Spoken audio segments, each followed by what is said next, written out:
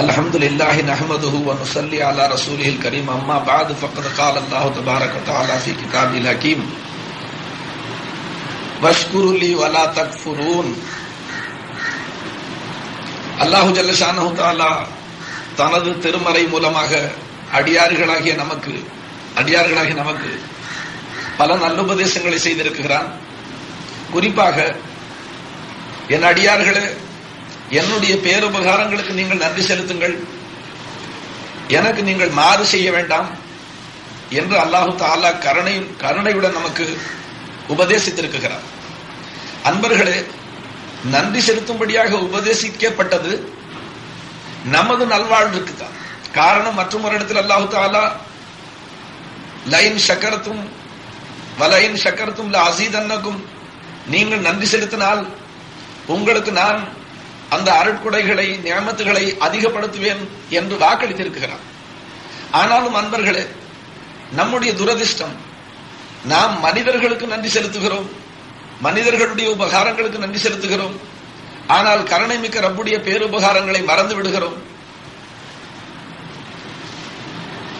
உதாரணமாக, நமக்கு மனிதர்களால் ஏற்படக்கூடிய சகாயங்கள்.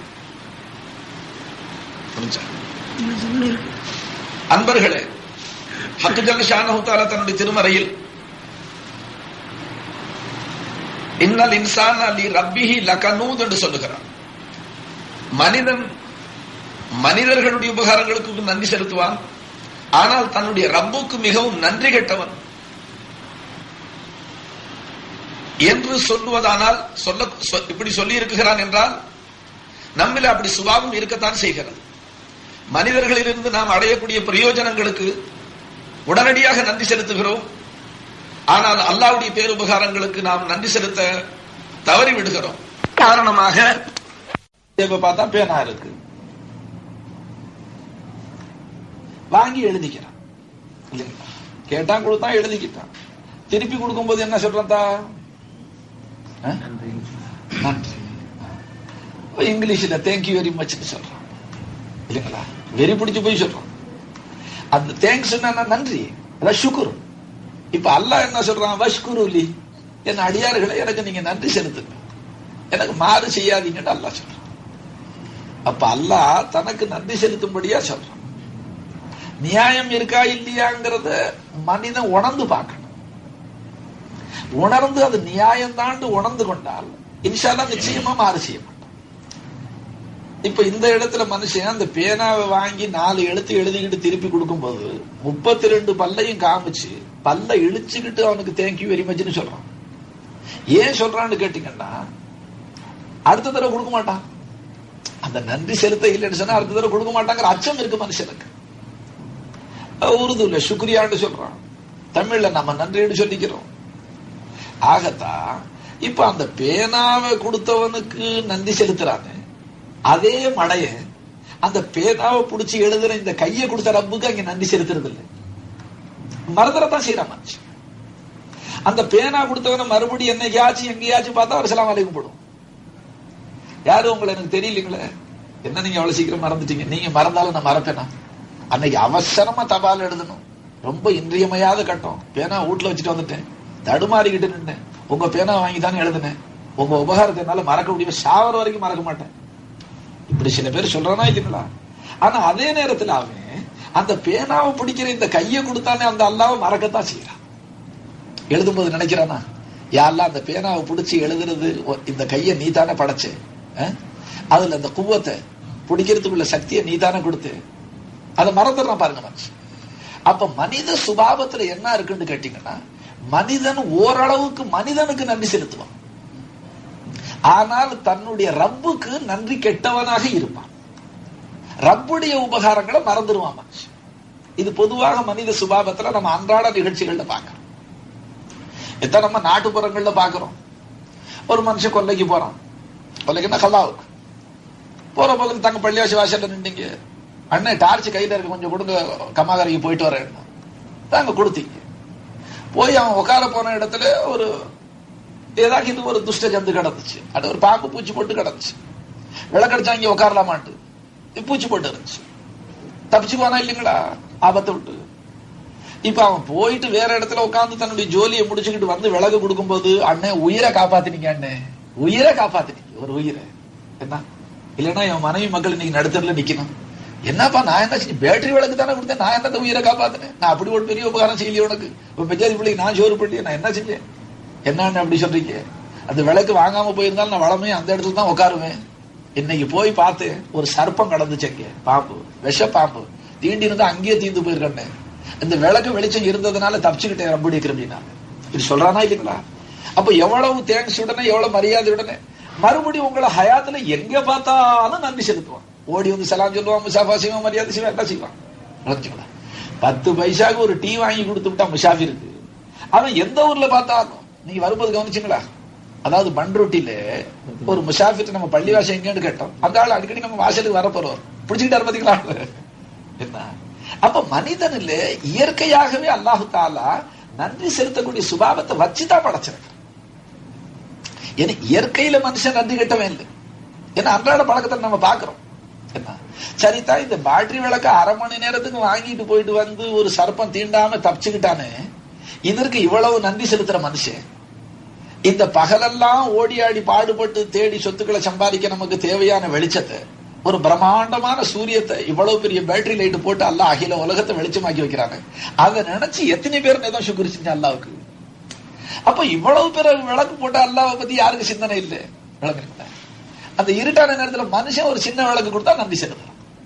அப்ப நான் சொல்ற உதாரணங்கள் என்ன தெரியுது? பேனா கொடுத்தவனுக்கு நன்றி, பேனா பிடிக்கிற கை கொடுத்தவனுக்கு மறதி, அவனை நன்றி, அவனுக்கு நன்றி செலுத்துற சிந்தனை இல்லை. பேட்டரி விளக்கு கொடுத்தானே அவனுக்கு நன்றி இருக்கு. இவ்வளவு பிரம்மாண்டமான வெளிச்சத்தை சூரியனை உண்டாக்குறானே அவனை சிந்திக்கிறது இல்லை மனுஷன். அப்ப இது உதாரணங்களுக்காக குழந்தை பிள்ளைகளுக்கு சொல்ற உதாரணம் சொல்றேன். இது ஒண்ணு விளங்குறதுக்கு சிரமமான வஸ்து அல்ல. சரி, இப்படி சொன்னா நான் பொழுதெல்லாம் சொல்லிக்கிட்டே இருப்பேன். ஒரு பெரிய சீமான் வீட்டுல ஒரு கதை எழுதியிருக்கிறான். ஒரு சீமான் வீட்டுல ஒரு பொம்பளை வேலைக்கு இருந்தா, வேலைக்காரி, சட்டிப்பானை கழுவ, தொடக்க, ஊட்ட கூட்டா, பெருக்க, துணிமணி தப்ப. அவன் ரொம்ப புருஷ பரம ஏழை. அவளுக்கு இந்த மூக்குத்தின்னு சொல்லுவாங்களே, அது கூட நசீப் இல்லை. ஏன்னா அவன் புருஷனால ஒரு மூக்குத்தி கூட செஞ்சு போட முடியல, அவ்வளவு வறுமை, ஏழ்மை. ஒரு நாள் அவன் புருஷனுக்கு ஏதோ வருமானத்துல கொஞ்சம் காசு மிச்சப்பட்டுச்சு, ஒரு மூக்குத்தி செஞ்சு மாட்டி விட்டான். இப்ப அந்த மறுநாள் அந்த முதலாளி வீட்டுக்கு அந்த பொம்பளை வேலைக்கு வந்தவ, அவளுக்கு பொழுதே போக மாட்டேன். அந்த வீட்டு முதலாளி கிட்ட, முதலாளி இன்னது என் புருஷன் ஒரு மூக்குத்தி செஞ்சு போட்டார். அங்கே உள்ள எஜமானி அம்மா கிட்ட போய், உள்ள இருக்கிற தாய்மார்கிட்ட, நேற்று என் புருஷன் ஒரு மூக்குத்தி செஞ்சு போட்டாரு. இப்படியே அந்த பொழுதுனைக்கும் அந்த பொழுதுக்கும் அந்த முதலாளி இடத்துல சும்மா அந்த மூக்க, அதாவது கபீர் தாஸ்ன்னு எழுதுறாங்க. வங்காளத்துல யாரோ கபீர் தாஸ்ன்னு ஒரு கவிக்கு இருந்தார். அப்ப அந்த பொழுதுனைக்கு அந்த மூக்குத்திய பத்தி 100 தடவை சொல்லிவிட்டாளாம். பொழுது போய் வீட்டுக்கு போறதுக்குள்ளார், என் புருஷன் மூக்குத்தி செஞ்சு போட்டான், மூக்குத்தி செஞ்சு போட்டான். அப்ப அந்த பொழுது போய் அந்த பெரிய மனுஷன் சொன்னான்னா, அடி சண்டாடி, அந்த மூக்குத்தி போட்டவன இன்னைக்கு ஒரு பொழுதுல 100 தடவை நினைச்சேன், அதை போட்டுக்கு மூக்கு கொடுத்தானே அவன் பேரை ஒரு தடவை கூட சொல்லலையேன்னு சொன்னாலும் அவர் சொன்னாராம். வழக்கச்சுங்களா? அப்ப நான் இந்த உதாரணங்களை என்னத்துக்கு சொல்றேன்? மனுஷனுக்கு உடனே நன்றி செலுத்துறான், இல்லைன்னா அது அடுத்த நாளைக்கு அவன் நிறுத்திக்குவான். மனுஷன் இருக்கிறானே ரொம்ப கெட்டவன். என்ன எவ்வளவு கெட்டவன்னு கேட்டா, தாங்கிட்ட காசு வாங்கின முசாஃபிர் எல்லாம் பாக்குற இடத்துல செல்லாம் சொல்லணும், பாக்குற இடத்துல எந்திரிச்சு நின்றுக்கணும், இல்லைன்னா அடுத்த வருஷம் அவனுக்கு சகாத்து கிடைக்காது, ஹைராத்தும் கிடைக்காது. முசாஃபிருக்கு திமிரு குடிச்சு போச்சு, அன்னைக்கு போறேன் அலட்சியமா உட்காந்துட்டு இருக்கிறான். இப்படி சில முட்டாளும் இருக்கிறான், அதுக்காக சொல்றேன். ஆனா அல்லாவுடைய உத்தரவு என்ன? நீ தர்மம் செய்யறதுல மார்க்க சட்டப்படி தர்மம் செஞ்சா எப்படி செய்யணும்? எப்படி செய்யணும் தர்மம்? லா நுரீது மின்கும் ஜஸாஅன் வலா ஷுக்கூரா. யாருக்கு தர்மத்தை வாரி வழங்கினாலும் தபா இன்னமா நுத்இமுக்கும் லிவஜ்ஹில்லாஹ், நாங்க உனக்கு இந்த பசியாத்துறது, உனக்கு காசு பணம் கொடுத்தது, உனக்கு உபகாரம் செஞ்சதற்கு அல்லாஹ்வுடைய திருப்பொருத்தத்தை தேடித்தான், அவனை சந்தோஷப்படுத்துவதற்காக. இதற்கு பிரதிபலனாக நீ எனக்கு திருப்பி ஒரு உபகாரம் செய்யணுங்கிற ஆசையும் இல்லை. என்ன, நீ எனக்கு நன்றி செலுத்தணும், என்ன பார்த்த இடத்துல நடிச்சுக்கணுங்கிற ஆசை எனக்கு இல்லை. ஆனா இவன் வாங்குறவனுக்கு மார்க்க ஞானம் இல்லாததுனால, அல்லாஹ்வுடைய ஞானம் இல்லாததுனால, இவன் அறிவற்றவனாக இருக்கிறதுனால இவன் தான் கொடுத்தான்னு நினைச்சுக்கிட்டு அவனை பாக்குற இடத்துல இவன் தோப்புன்னு போட ஆரம்பிச்சிடறான். ஜமா நல்லபடியா இருக்கிறீங்களா? நான் மறப்பேன். யாராப்பா நீ உனக்கு தெரியலையே அப்படின்னு சொன்ன. என்ன ஜமா நீ மறப்பேங்களா? உங்க வீட்டு உப்ப தின்று இருக்கிறேன், விளக்கச்சிங்களா? சொல்றானா இல்லைங்களா மனித சுபாவத்துல? சரி, இவனிடத்துலயும் குறை என்ன இருக்கு? நான் இப்ப சொல்ற உதாரணங்களை கொண்டு நீங்க தப்பா மனுஷனுக்கு நன்றி செலுத்த கூடாதுன்னு நினைச்சிட போறீங்க. அப்படி அல்ல. இருலோக ரட்சகர் ஸல்லல்லாஹு அலைஹி வஸல்லம் நம்மளை கண்டிச்சிருக்கிறாங்க. மல்லம் யஷ்குரின்னா சல்லம் யஷ்குரின்னா, எந்த ஒருவன் மனிதர்களுடைய சகாயங்களை பெற்றுக்கொண்டு அவர்களுக்கு நன்றி செலுத்த இல்லையோ, அவர்களுக்கு மரியாதை தெரியக்க இல்லையோ, அவன் அல்லாஹ்வுக்கும் நன்றி செலுத்தாதவன் தான் சொல்லிவிட்டாங்க. அப்ப இப்ப நான் இதுவரைக்கும் சொல்லிக்கிட்ட உபகாரங்கள், அதாவது மனுஷனுக்கு மனுஷன் நன்றி செலுத்துறது, நான் உங்களுக்கு உதாரணமா சொல்லும் போது நீங்க அது அப்ப ஹஸரத் சொல்றது பார்த்தா மனுஷனுக்கு நன்றியே செலுத்தக்கூடாது போல் இருக்கு என்று தப்பா விளக்கிக்காதீங்க. மனிதனுக்கு நன்றி செலுத்த வேண்டியதும் மார்க்க சட்டப்படி நியாயம் இருக்காது, விளங்குச்சுங்களா? ஆனா முஹ்சினே ஹகீகி, உள்ளபடி இந்த பேருபகாரத்தை செஞ்சவன் அல்லாஹ் தான். அதாவது ஒரு மனுஷன் ஒருவேளை சாயா வாங்கி கொடுத்தான், உனக்கு சாயா வாங்கி கொடுத்த ரப்பு அல்லாஹ். அந்த அல்லாஹ் அவனுடைய கல்புல உன்னை பத்தி இரக்கத்தை பாசத்தை போட்டு உனக்கு வாங்கி கொடுக்க செஞ்சான். அதனால வாங்கி கொடுத்தவனுக்கும் மரியாதை செய், அவனை கொடுக்க வச்சானே அந்த எஜமானனை மறக்காதே. இது இஸ்லாமிய தூய்மை. ஆனா இந்த வாங்கி குடிக்கிற முட்டாளுக்கு கொடுத்தவன் அல்லாங்கிற உணர்வு இல்லாததுனால இவனை காலையை கட்டிக்கிறான். இப்ப வந்திருக்கிற சிரமம் அதுதான். நாம அல்லாவை விட்டு சிருஷ்டிகளுடைய காலை கட்டி பிடிச்ச உடனே, சிருஷ்டிகளுடைய தெய்வத்தான் நமக்கு தேவை, இவர்களை கொண்டு தான் ஆகுன்னு நினைச்ச உடனே அல்லாஹ்வுக்கு வருத்தம் வந்துருச்சு. அப்ப நான் இல்லாமையா இந்த பய கொடுத்தான். அப்ப கொடுக்கக்கூடியவர்களையும் சிலர் தவறு செய்யறாங்க. என்ன சமயத்துல சொல்லி காட்டிவிடுறாங்க, அயோக்கிய பய அறவே கண்ணு தெரியாத மாதிரி போறான், 5 ரூபா காசுக்கு 15 தடவை வாசலுக்கு வந்தான், இன்னைக்கு ரோட்ல பார்த்துட்டு வேற பக்கமா திரும்பிட்டு போறான், செல்லாம் கூட சொல்லாம நன்றி கெட்டப்ப இப்படி எல்லாம் சொல்லிவிடுறான். 5 ரூபா கொடுத்தவன், விளங்குச்சுங்களா? கருணை மிக்க ரப்பு உச்சந்தலையிலிருந்து உள்ளங்கால் வரைக்கும் எத்தனை 1000 பேர் உபகாரங்களை செஞ்சிருக்கிறான், விளங்குச்சுங்களா? அல்லாஹு தஆலா என்னை விட்டு பிடிக்கிறவனா இருக்கிறதுனால பழமொழி சொல்லுவாங்க, அரசு அன்று சாதிக்கும், தெய்வம் நின்று சாதிக்கும். மனுஷன் இருக்கிறானே அரசாங்கம் ஆதிக்கம், இதெல்லாம் குற்றக்குறைகள் செஞ்சா உபகாரங்களுக்கு மாத்த செஞ்சா உடனே தண்டிச்சிருவாங்க. கருணை கடலான அல்லாஹ் இருக்கிறானே அவன் உடனுக்கு உடனே தண்டிக்கிற பழக்கம் இல்லை. என்ன கொஞ்சம் விட்டு பிடிச்சா அதுக்கு பிறகு அல்லாஹ் கடிச்சா பிடிப்பான். வலா தக்ஃபுரு, என்னுடைய பேருபகாரங்களுக்கு நன்றி கெட்டவர்களாக ஆகாதீங்க, மாறு செய்யாதீங்க, அதற்கு பிறகு நான் பிடிச்சா ரொம்ப கடிச்சா பிடிப்பேன் அல்லாஹ் தஆலா. அதனால அன்பர்களே தோழர்களே, அப்ப கொடுக்கக்கூடியவர்களும் யாருக்கு கொடுத்தாலும் யாருக்கு கொடுத்தோங்கிற சிந்தனையில இருக்கக்கூடாது, மறந்துடும், விளங்குச்சுங்களா? யாருக்கு கொடுத்தோம்? அட அல்லாஹ்வுக்கு கொடுத்தா அவன் கொடுத்த உடைமைகளை அவனுடைய அடியார்கள் யார் அல்லாஹ் தஆலா ஏழைகளாக ஆக்கியிருக்கிறானோ அவர்களுடைய ஹக்கு நம்ம பேர்ல இருக்குன்னு சொல்றான். இதை விளங்காத மூடர்கள் ஏன் இந்த சமுதாயத்தில் இவ்வளவு பேர் பிச்சை எடுத்துக்கிட்டு இருக்கிறான், விளங்குச்சுங்களா? சில பேர் அவர்களை பத்தி ரொம்ப சங்கடப்படும், வெறுப்படைகிறான். அவர்களை படைச்சிருக்கிறதுக்கு முன்னாடி அதுல ரொம்ப பெரிய ரகசியம் இருக்கு. இந்த சீமான்கள் சொர்க்கத்துல போறதுக்காகத்தான் ஏழைகளை படைச்சிருக்கிறான் அல்லாஹ். ஒரு காலம் வருமா இன்ஷா அல்லாஹ், அல்லாஹ் நாடினா ஒரு காலம் வரப்போகுது. அந்த காலம் எப்படி இருக்குமா? ஒரு சீமான் ஒரு கையில தங்கத்தையும் ஒரு கையில வெள்ளியையும் அள்ளிக்கிட்டு வீட்டை விட்டு வெளியில வருவானா, யாராச்சும் ஏழை கிடைச்சா தர்மம் செஞ்சு சொர்க்கம் போயிடலான்ட்டு. வெளியில வந்து ஒரு ஏழையை கூப்பிட்டு இது வாங்கிக்கப்பான்னு சொன்னா இதை விட ஜாஸ்தி வாங்கிட்டு போயிட்டு வாழ்வாங்க. வரதா வரலையாண்டு ஹயாத்தா அல்லாஹ் ஹயாத்தா வச்சா பாத்துக்கு, விளங்குச்சுங்களா? அப்ப அப்படி ஒரு காலம் வரும் பொழுது உன் தயவு எவனுக்குமே தேவைப்படாது. அப்ப அல்லாஹு தஆலா அந்த பயங்கர காலத்துல யாரும் தர்மம் செஞ்சு சொர்க்கத்துக்கு போக முடியாது. ஏன்னா ஒருத்தருடைய தர்மத்தை வாங்க நாதி இருக்காது. அப்ப இப்ப அல்லாஹு தஆலா நம்ம தர்மங்களை வாங்குறதுக்கு லட்சக்கணக்கான ஏழைகளை பிச்சைக்காரர்களை படைச்சிருக்கிறான்னு சொன்னா இவன் வேதனைப்படுறான், சில பேர் சங்கடப்படுறான். ஏன் இந்த பிச்சைக்கார கும்பலுக்கு எல்லாம் சாவு வரல, அழிவு வரல, இவனுக்கு கால்ரா கழிச்சு வரக்கூடாதா, இல்ல எங்கேயும் ஒழிய கூடாதாங்கன்னு சொல்றான். அவன் ஒளிஞ்சு விட்டா அன்னைக்கே நீ ஒளிஞ்சு போயிடு. இதான் இருக்கிற ரகசியம். இப்ப இன்கம் டாக்ஸ், சேல்ஸ் டாக்ஸ், போய் பணம் கட்டுறீங்களா, அவன் வந்து வாங்குறானா, மரியாதையா போறோம், கிதாபு மூட்டையை தூக்கிட்டு போறான், கழுத சுமந்துட்டு போற மாதிரி எல்லா கணக்கும் புஸ்தகங்களையும் தூக்கி மூட்டையை கட்டிட்டு தலையில வச்சுக்கிட்டு இன்கம் டாக்ஸ் ஆபீஸ்ல போய் நிக்கிறான். நான் இடையில வார்த்தை கொஞ்சம் தடிப்பா சொல்றேன்னா வைத்தறிச்சலோட சொல்ற வருத்தப்படாதீங்க. போறனா இல்லைங்களா மரியாதையா? சரிதான் போறான். அதே மாதிரி சேல் டாக்ஸ் ஆபீஸுக்கு வியாபாரியாச்சு தாங்க, நான் சொல்றது நியாயம் தானுங்களே, பெரியவங்களை கேட்கிறேன். இங்க இருந்து மரியாதையா போறான், சரிதா. அதே மாதிரி அல்லாஹ் மேல ஈமான் உள்ள நீ சொத்தை ஜகாத்து போட்டு இருக்கிற காசுக்கு ஜகாத்து இன்னது ஒதுங்கி இருக்குன்னு தூக்கிக்கிட்டு ஏழைகளுடைய ஊடு தேடி நீ போகணுமா போக கூடாது? நெஞ்சில ஈமான் இருந்தா நிச்சயமா நம்ம மூதாதையர்கள் அப்படி இருந்திருக்கிறாங்க. எனக்கு தெரிஞ்சு ஒரு சீமான் ஜகாத்து காசை ஒதுக்கி அதுல புடவைகளை வாங்கி வேன்ல போட்டுக்கிட்டு ஏழைகளுடைய ஊடுடா போய் விநியோகம் செஞ்சுட்டு வருவார்.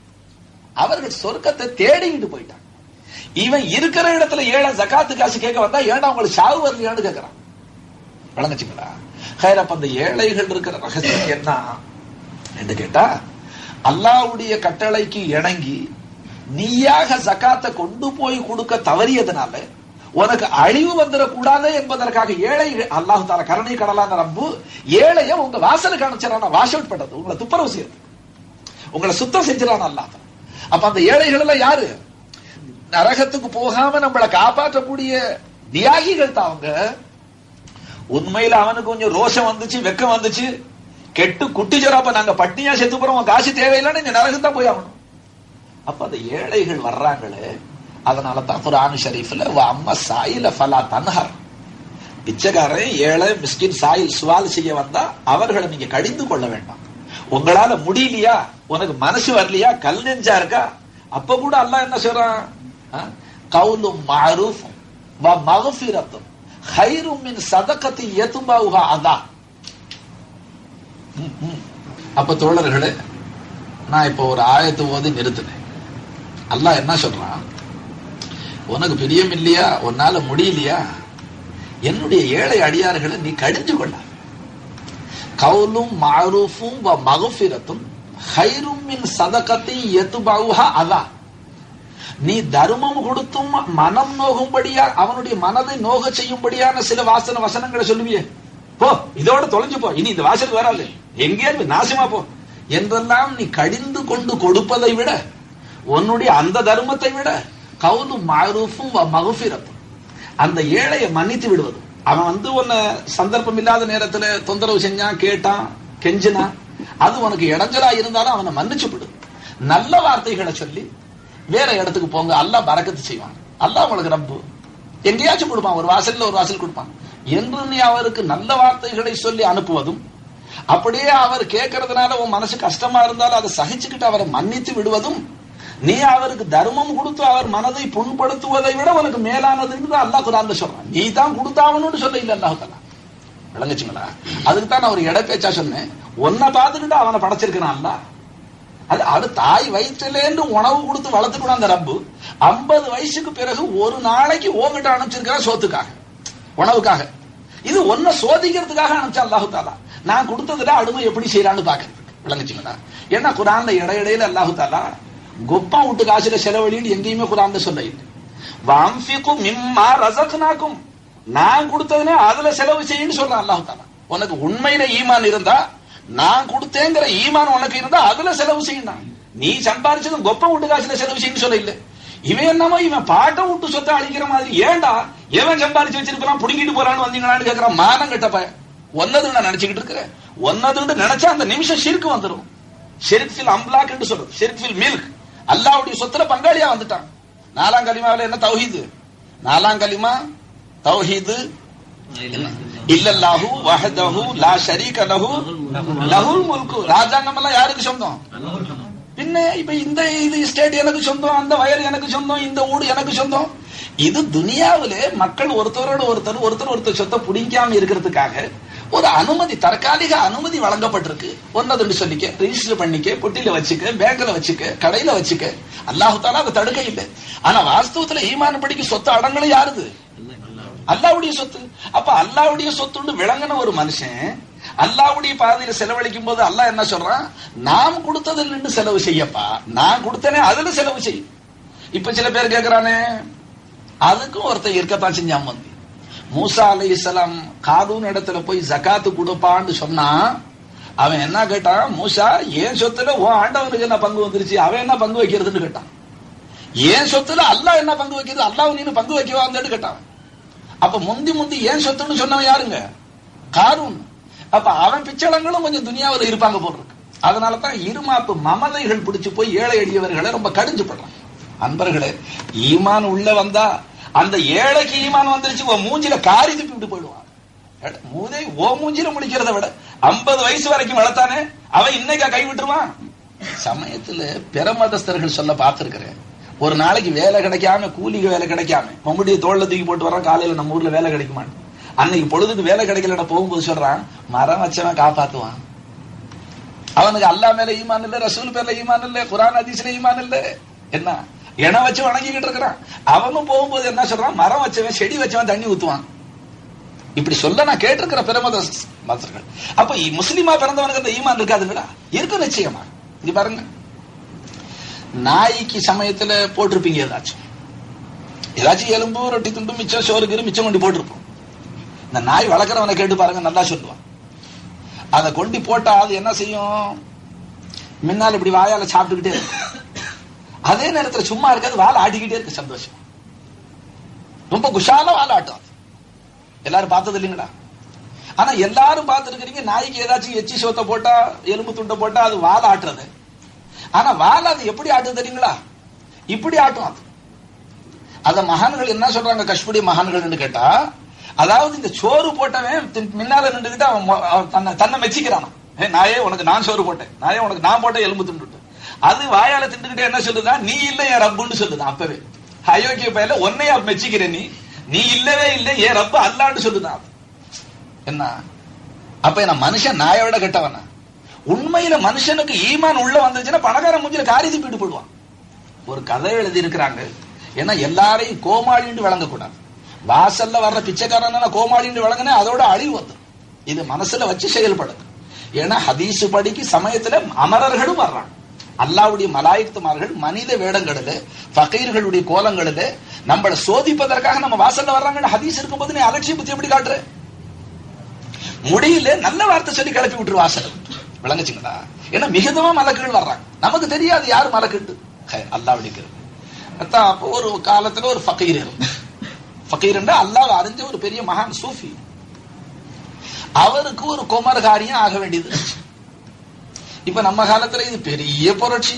யாராச்சும் வந்து பள்ளிவாசல குமர் காரியம் சொல்லிவிட்டா அவனை தூத்துறவன் எத்தனை பேரு?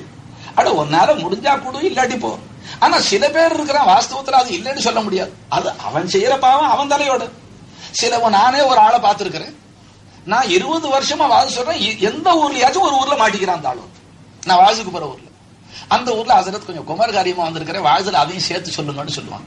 நான் சொல்றது 20 வருஷமா நீ குமருக்கு வசூல் பண்ணிக்கிட்டு இருக்கிற, இன்னும் எத்தனை குமர் தான் மிச்சம் இருக்கு? வழங்குச்சுங்களா? அதாவது அதை ஒரு பிசினஸ் மாதிரியே சில பேர் ஆக்கி இருக்கிறோம், அதை நம்ம இல்லைன்னு சொல்ல முடியாது.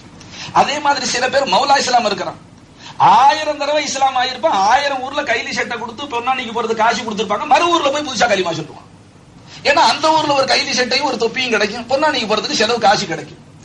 இத பிசினஸா வச்சிருக்கிறானே அது அவன் தலையோட, நமக்கு அதை பத்தி பேச்சு இல்லை. சில பேர் இதுல வியாக்கியானம் வேற. ஏன் ஹசரத் நம்ம கொடுத்து சோம்பேறியாக்கணும்? நாம கொடுக்கறதுனால தான் அவன் கெட்டு போயிடுறான், சோம்பேறியா போயிடுறான். நம்ம பட்டியா போட்டோம்னா ஏதாச்சும் உழைச்சு சம்பாதிப்பான். அட நீ ஏன்பா அதை பாக்குற? உன் சதகாவுக்கு அல்லாஹ் சவாபு கொடுக்குற, அதை பார்த்துக்கிட்டு நீ போகிற. அல்லாஹ் தாலா இஸ்லாத்தினுடைய ஆரம்ப காலத்துல இன்னைக்கு பிரசங்கத்தினுடைய தலையங்க அது அல்ல, ஒரு இடைப்பேச்சு வந்துட்டு சொல்லிவிடுறேன், உங்க ஈமான ஹயாத்தா பாதுகாத்துக்கிட்டு. இஸ்லாத்தினுடைய ஆரம்ப காலத்துல சஹாபா பெருமக்கள் தங்களுடைய தான தர்மங்கள்ல ஆரம்பமாக முஸ்லிம்கள்ல ஏழைகளுக்கும் கொடுத்தாங்க, முஸ்லிம் அல்லாத இதர மதஸ்தர்களும் கொடுத்தாங்க, காபிர்களும் கொடுத்தாங்க. ஒரு நாள் சஹாபாக்களுக்கு சிந்தனை வந்துச்சான், நம்மளுடைய தர்மத்தை நம்ம காபிர்களுக்கு ஏன் கொடுப்பானே, அதை நம்ம ஏழை முஸ்லிம்களுக்கு மட்டும் கொடுத்துக்கிட்டு வந்தா இந்த தர்மங்களை வாங்குற ஆசையிலேயாகி சில காபிர்கள் ஏழைகள் இஸ்லாம் ஆக மாட்டானா? நான் சொல்றது விளங்குதுங்களா? பாயிண்ட் என்ன? நம்மளுடைய தர்மங்களை நம்ம முஸ்லிம்களுக்கே கொடுக்கறதுன்னு ஒரு வைராக்கியம் வச்சுக்கிட்டா காபிருக்கு கிடைக்காது. அப்ப காபிர்கள் உள்ள ஏழை மக்கள் என்ன செய்வான்? அது நம்ம சாயிபா போயிட்டா நமக்கு தர்மம் கிடைக்கும், அந்த ஆசையிலேயாகி இஸ்லாம் ஆயிட மாட்டார்களா என்று நினைத்து சஹாபாக்கள் தங்களுக்குள்ளால ஒரு முடிவை செஞ்சுக்கிட்டாங்க. என்ன செஞ்சுக்கிட்டாங்க? இன்னுமே நம்ம தர்மத்தை காபிருக்கு கொடுக்கறது இல்லை. இங்க முடிவு ஆச்சு, அங்க ஆயத்து இறங்கிருச்சு. இங்க முடிவு ஆச்சு, அங்க ஜிப்ரீல் அலைஹிஸ்ஸலாம் ஆயத்து கொண்டுகிட்டு இறங்கிக்கிட்டாங்க. என்ன ஆயத்து கொண்டுகிட்டு வந்தாங்க ஜிப்ரீல் அலைஹிஸ்ஸலாம்? லைஸ அலைக ஹுதாஹும் அல்லாஹ் தஆலா, என்னுடைய நல்லடியார்களே, உங்களுடைய தர்மத்தை காபிர்களுக்கு கொடுத்தா அந்த ஆசையில இஸ்லாம் ஆயிடுவான்னு நீங்க நினைக்கிறீங்களே, அவர்கள் நேர்வழி பெறுவது உங்க பொறுப்புல இல்ல. நீங்க இப்படி செய்யறதுனால அவன் நேர்வழியில வந்துருவான்னு நினைக்காது. வருஷக்கணக்கில் நீ கொடுத்தாலும் வாங்கி திண்டுகிட்டு அவன் காபிரா தான் இருப்பான். அதை நினைச்சு உன் தர்மத்தை கொடுக்கறதுனால இஸ்லாம் ஆயிடுவான்னு நினைக்காது. என்ன? ஏன்னா அவன் ஹிதாயத்து உன் தலையில இல்ல, உன் பொறுப்புல இல்ல. ஹிதாயத்து அல்லாஹ்வுடைய கையில இருக்கு, அது நாடியவர்களுக்கு தான் அல்லாஹ் கொடுப்பான். அதனால நீங்க அவன் இஸ்லாம் ஆயிடணுங்கிறதுக்காக தர்மத்தை நிறுத்தாதீங்க, நீங்க தர்மத்தை அல்லாஹ்வுக்காக கொடுங்க. என்ன? ஆனா ஜகாத்து, ஃபித்ர், சதகா இத காஃபிர்களுக்கு கொடுக்க கூடாது. ஜகாத்துடைய தர்மத்தையும் பெருநாள் அன்னைக்கு ஃபித்ர் சதகா கொடுக்குறோம், அது காஃபிர்களுக்கு கொடுக்க கூடாது, ஜாயிஸ் இல்லை. குர்பானி இறைச்சியை கூட காஃபிர்களுக்கு கொடுக்கும். ஆடு அறுத்து குர்பானி கொடுக்கிறோம். இப்ப அடுத்தாப்புல வருது ஹஜ்ஜி பெருநாள். இல்ல மதராஸ்ல எல்லாரும் ஆடு அறுத்து கொடுக்கறது தானே, அல்ஹம்துலில்லாஹ். அதுல காஃபிர்கள் வந்து வாசல்ல 10 பேர் நின்று அவங்களுக்கு கொடுக்கலாம். ஆனா கூலியா கொடுக்கூடாது. அவனை கூப்பிட்டு தோலை உரிப்பா, அது செய்ப்பா, இது செய்ப்பான்னு வேலை வாங்கிக்கிட்டு அதுக்கு பகரமா கூலியா கொடுக்கூடாது. சதக்காவா காஃபிர்களுக்கு குர்பானி அரைச்சு கொடுக்கணும். ஹாசிலக்கலாம். அப்போ அல்லாஹு ஜல்ல ஷானஹு தஆலா முஸ்லிம்கள் இவ்வளவு நல்ல நோக்கத்தோட நம்ம தர்மங்களை முஸ்லிம்களுக்குண்டே சொந்தப்படுத்திட்டா, அந்த தர்மங்களை வாங்குற ஆசையில சில காஃபிர் இஸ்லாம் ஆயிடுவானேன்னு நினைச்சா, இது ஒரு நல்ல எண்ணம் தானுங்களே. அதை அல்லாஹ் மறுப்பு கொடுத்துட்டான். உங்களால நீங்க செய்யற இந்த திட்டத்தினால, நீங்க போடுற இந்த திட்டம், இதனால பல பேர் இஸ்லாம் ஆயிடுவான்னு நினைக்கிறீங்க, இதை விட்டுருக்கான்ட்டான். நீங்க கொடுக்கிற தர்மத்தை யாரு பாகுபாடு இல்லாம கொடுத்துக்கிட்டே வாங்க. அல்லாஹ் நாடியவர்களுக்கு தான் ஈமான கொடுப்பான்னு சொல்லிட்டான். ஆச்சுங்களா? அப்ப நான் இந்த எடை பேச்சுகள் எதற்காக சொன்னேன்? இப்ப நம்மளுடைய குணாதிசயங்கள்ல சில மாறுதல்கள். வஷ்குருலி வலா தக்ஃபுரூன், அல்லாஹ்வுக்கு நன்றி செலுத்துங்கன்னு அல்லாஹ் சொன்னான். அப்ப மனிதர்களுக்கு நன்றி செலுத்த வேண்டாம் என்று அல்லாஹ் சொல்ல இல்லை, மனிதர்களுக்கு நன்றி செலுத்துங்க என்ன அவர்களுடைய. ஆனா உங்களுடைய உள்ளத்துல என்ன இருக்கணும்? இவரை எனக்கு கொடுக்க வச்சவன் அல்லாஹ் தாங்கிற ஈமான் இருக்கணும். பாருங்க, முற்கால மக்கள் ஒரு சரித்திரம் நான் ஆரம்பிச்சேன். ஒரு சூஃபி இருந்தார், அவருக்கு ஒரு குமர் இருந்துச்சு. உண்மையிலேயே அந்த குமரை கரையேற்றத்துக்கு கட்டி மனம் முடிச்சு கொடுக்க அவர்கிட்ட காசு. ஆனா அந்த மனுஷனுடைய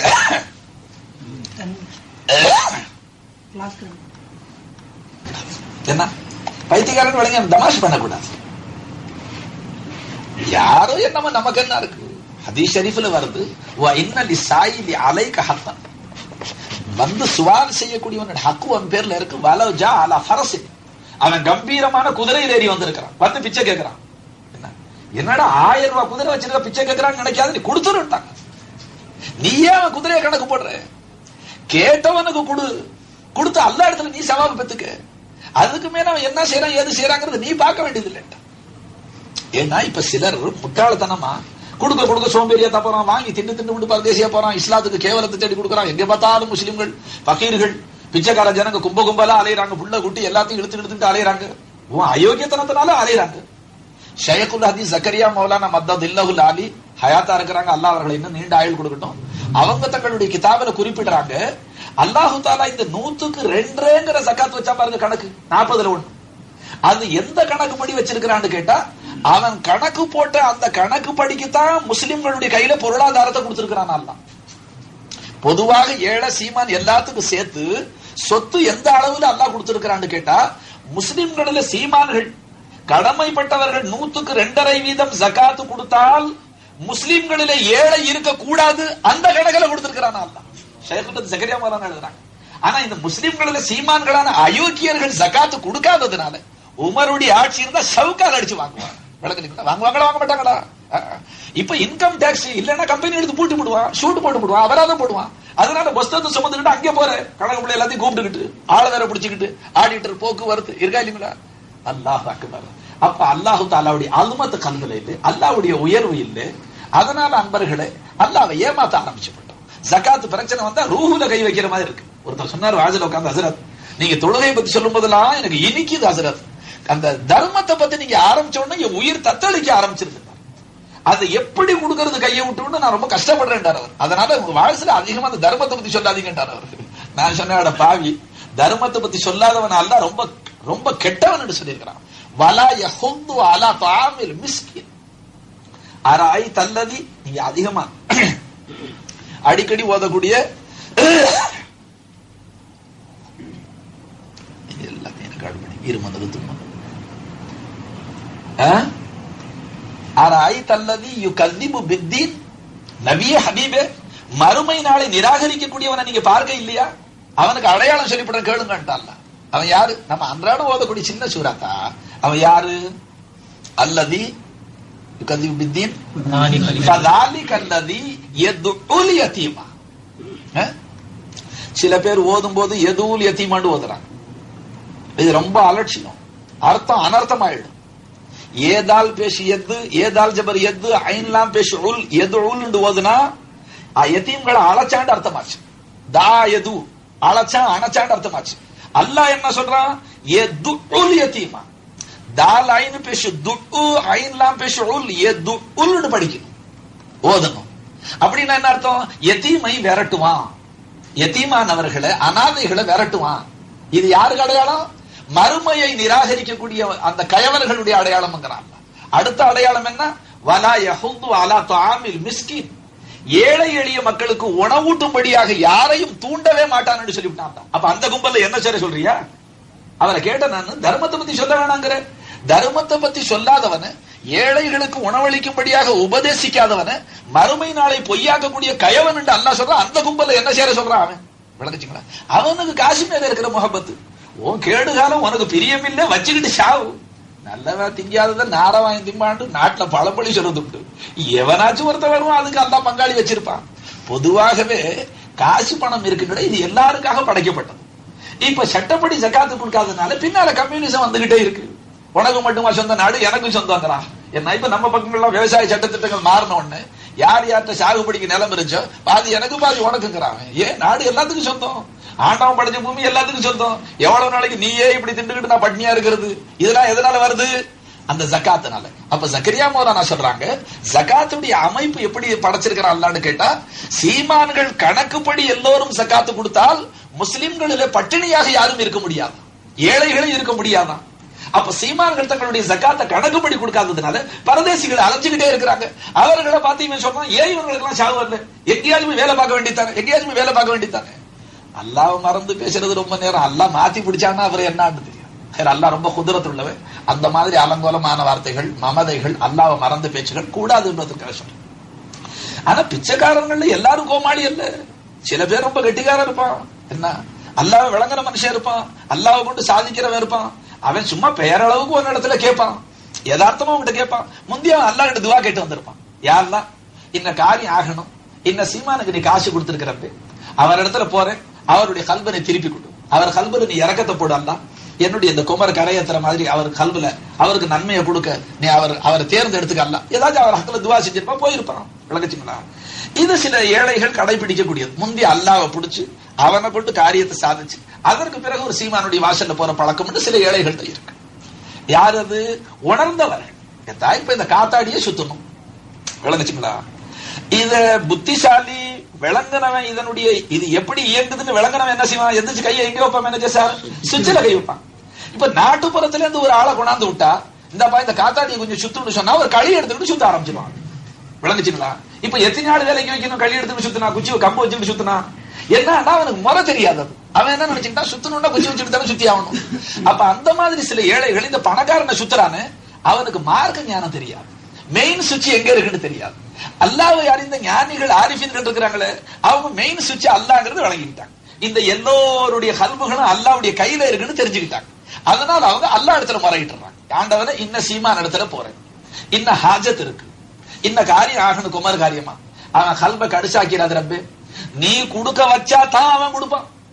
நீ அவனுடைய கல்ப தடுத்து நீ தடுத்து. பொதுவாக துவா இருக்கு ஹதீஸ்ல. அருமநாயகம் துவா செய்வாங்க. எப்படி செய்வாங்க? அல்லாஹும்ம லா மானிஅ லிமா ஆதைத, யா அல்லாஹ் உன்னுடைய கொடையை தடுக்கக்கூடியவனும் இல்லை, நீ கொடுத்து அதை யாரும் தடுக்கிற சக்தி இல்லை. வலா முஅதிய லிமா மனாதா, நீயே தடுத்து அகில உலகம் சேர்ந்து எனக்கு கொடுக்க முடியாது, கொடுக்கிறவனும் இல்லை. அப்ப இஸ்லாம் ஈமான் என்ன கத்து கொடுக்குது? கொடுக்க வச்சா அல்லாஹ் தான் கொடுக்க வைப்பான், இவன் நேரடியா கொடுக்க மாட்டான். இப்ப அந்த நாய்க்கு சோறு போட்டேன் தன்னை வச்சுக்கிறான், நான் கொடுத்தேன், நான் நாய்க்கு எலும்பு போட்டேன், அது என்ன சொல்லுது? அப்பவே ஆட்டுக்கு அயோக்கிய பையில நீயா போட்டு, உனக்கு ரப்பு அல்ல எனக்கு ரப்பு அல்ல, நீ ரப்பு இல்லைன்றது அப்பவே. அப்ப அந்த மாதிரி ஏழையா இருந்தா என்ன செய்வான்? இந்த ஒருவேளை சாயா கொடுத்தவனா உள்ளேயா வச்சிருப்பான்? அல்லாஹ்வுடைய அரிசி கல்பு அங்கே அல்லாஹ் வச்சிருப்பான், பணக்காரனை பிடிச்சி உள்ள வச்சிருக்க மாட்டான். நாம முஸ்லிம்களில் பாகுபாடு இல்லாம வாசல்ல வரக்கூடியவன் எல்லாம் ஆதி உலமாக்கள் வர்றாங்க, நல்லோர்கள் வர்றாங்க, சாலியர்கள் வர்றாங்க, எல்லாரையும் ஒரே பார்வையா பார்த்தோமா உதாசீனமா பேசிப்படுறோம், அவர்களுடைய பத்வாவுக்கு மாட்டிப்படுறோம். இப்ப நான் ஒரு சூஃபியுடைய கதை சொல்றேன்னு சொல்லி மாத்திக்கிறேன். அவருக்கு ஒரு குமர் காரியம் வந்துச்சு. வந்தா பள்ளிவாசல்ல போய் தஹஜ்ஜுத் தொழுதார்.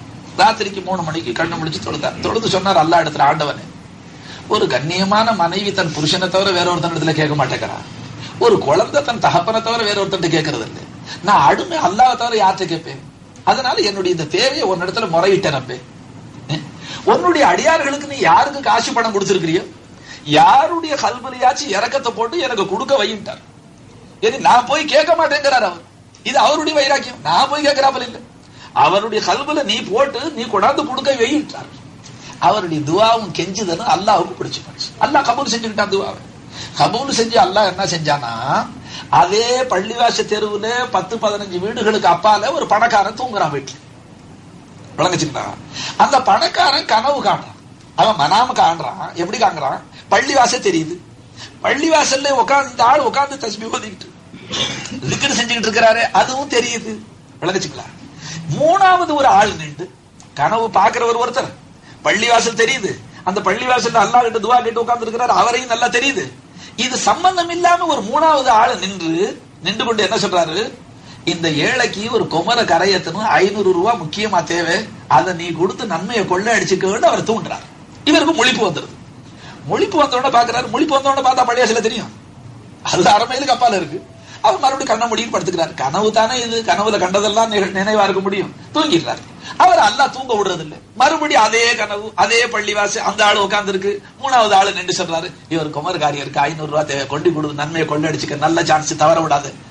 இந்த மாதிரி அவருக்கு 10-12 தடவை திருப்பி திருப்பி தூங்க விடாம அதே கனவை அல்லாஹ் போட்டான். இப்ப இந்த ஆளுக்கு சந்தேகம் வந்துருச்சு. ஒரே கனவு இந்த ராவெல்லாம் இப்படி வருதுன்னு சொன்னா இதுல ஏதோ மர்மம் இருக்கு, இதுல ஏதோ ரகசியம் இருக்கு. இது யாரோ தனக்கு பிடிச்ச ஒரு நல்லடியார்கள் விஷயத்துல அல்லாஹ் இப்படி ஏற்பாடு செஞ்சிருக்கிறான். நாம இந்த சான்ஸ் தவற விடக்கூடாது. எந்திரிச்சா மனுஷன் பையில பணத்தை அள்ளி போட்டான், அறிஞர் லைட்ட பொழுது நான் தடி எடுத்தான், கம்ப எடுத்தான். அந்த ராத்திரில 3 மணிக்கு பள்ளியாசலுக்கு வந்து பார்த்தா இவன் கனவுல கண்ட அந்த உருவம் உட்கார்ந்துருக்கு. இடையில மூணாவது மனுஷனை நின்று சொன்னவரை காணும். யாருக்கு கொடுக்க சொல்லி காட்டப்பட்டுச்சா அந்த உருவம் உட்கார்ந்துருக்கு. இப்ப இவன் ஈமான் என்ன ஆகும்? போச்சு, அவுலியா ஆக்கி விட்டான். மனுஷனுக்கு இவ்வளவு தெரிஞ்சா போதுங்களே, 10-12 தடவை கனவுல காட்டப்பட்ட அந்த உருவம் உட்கார்ந்து இருக்குன்னு சொன்னா அப்புறம் அவுலியாங்கிற சந்தேகம் வரும். பூரண நம்பிக்கை அடிச்சவனுக்கு இந்த ஆளு வலியா தான் இருக்கணும். அல்லாவுடைய வலி தான், இவர் நேசர் தான். அப்படி இல்லைன்னா என்ன தூங்க விடாம இப்படி ஏற்பாடு செய்வான் அல்லா. சந்தோஷமா அந்த காசை கொண்டு போய் மெதுவா பக்கத்துல வச்சு, அவுலியான்னு தெரிஞ்சா ரொம்ப மரியாதை செய்வான மனுஷன். ஆனா அவுலியாடு இப்ப நம்ம நாட்டுல அவுலியாடா இப்போ மவுத்தா பண்ணதுக்கு பிறகு, கோரி கட்டினதுக்கு பிறகு, இப்ப ஹயாத்தா இருக்கிறதுல அவுலியாடு யாரு கண்ணுக்கு தெரியறது இல்லை, அவுலியாக்களை கண்ணுக்கு தெரியறது இல்லை. அதுல சில முட்டாளு கேட்கிறான், அவுலியா ஹயாத்தாவுமா இருப்பாங்கன்னு கேட்கறான். அப்ப அவன் என்ன வழங்கி இருக்கிறான், விலாயத்துனா அது செத்ததுக்கு பிறகு வருதுங்கிறான். மவுத்தா போய் ஹபர்ல போனா அவர் அவுலியாவா போயிடா இருக்கிறான். அப்படி இல்லைங்க. இப்ப நம்மளுடைய இந்த சபையில 40 முஸ்லிம்கள் இருக்கிற இடத்துல 40 முஸ்லிம்களுடைய ஜமாத்துல ஒரு அவுலியா இருப்பார், அதுல ஒரு வலி இருப்பார். நமக்கு தெரியாது, நம்ம கண்ணுக்கு எல்லாம் மறைச்சு வச்சிருக்கோம். அவுலியா அல் அவுலியா தஹத்த கபாயி, அவுலியாக்கள் என் போர்வையில் இருக்கிறாங்க, அவரை நான் மறைச்சு வச்சிருக்கிறேங்கிறான். நம்மளால விளங்க முடியறது இல்லை. அப்ப இப்ப இந்த சபையில 40 பேர் இருப்பாங்க இன்ஷா அல்லாஹ். இதுல ஒரு வலி கட்டாயம் இருக்கணும். அந்த இமாம் ஜமாத்துல 40 பேருடைய ஒரு பரக்கத்தை தேடுறாங்களே ஷாஃபி மதஹப்ல, அதுல என்னன்னு கேட்டா 40 பேர்ல அவன் நல்ல மனுஷன் ஒருத்தர் இருப்பார். அவரின் பொருட்டால் பலருடைய துவா கபூல் ஆயிடும். எல்லோருடைய தொழுகை எல்லோருடைய துவா கபூல் ஆயிடும். அதனால்தான் பெரிய ஜமாத்துல பார்த்து தொழுகணும். பரக்கத்தா மக்கள் இருக்கிற இடத்துல ஹயர் ஹாசிரக்கலாம். இப்ப வலி தான் தெரிஞ்சு போச்சு. இப்ப பணம் கொடுக்க தயங்குவானா, அவுலியான்னு தெரிஞ்சு போனா, ஏதா செத்து போய் ஹபர்ல இருக்கிற அவுலியா தர்காவில கொண்டு உண்டியில கொட்டுறானே, ஹயாத்தா இருக்கிற அவுலியாவுக்கு ஏன் கொடுக்க மாட்டான்?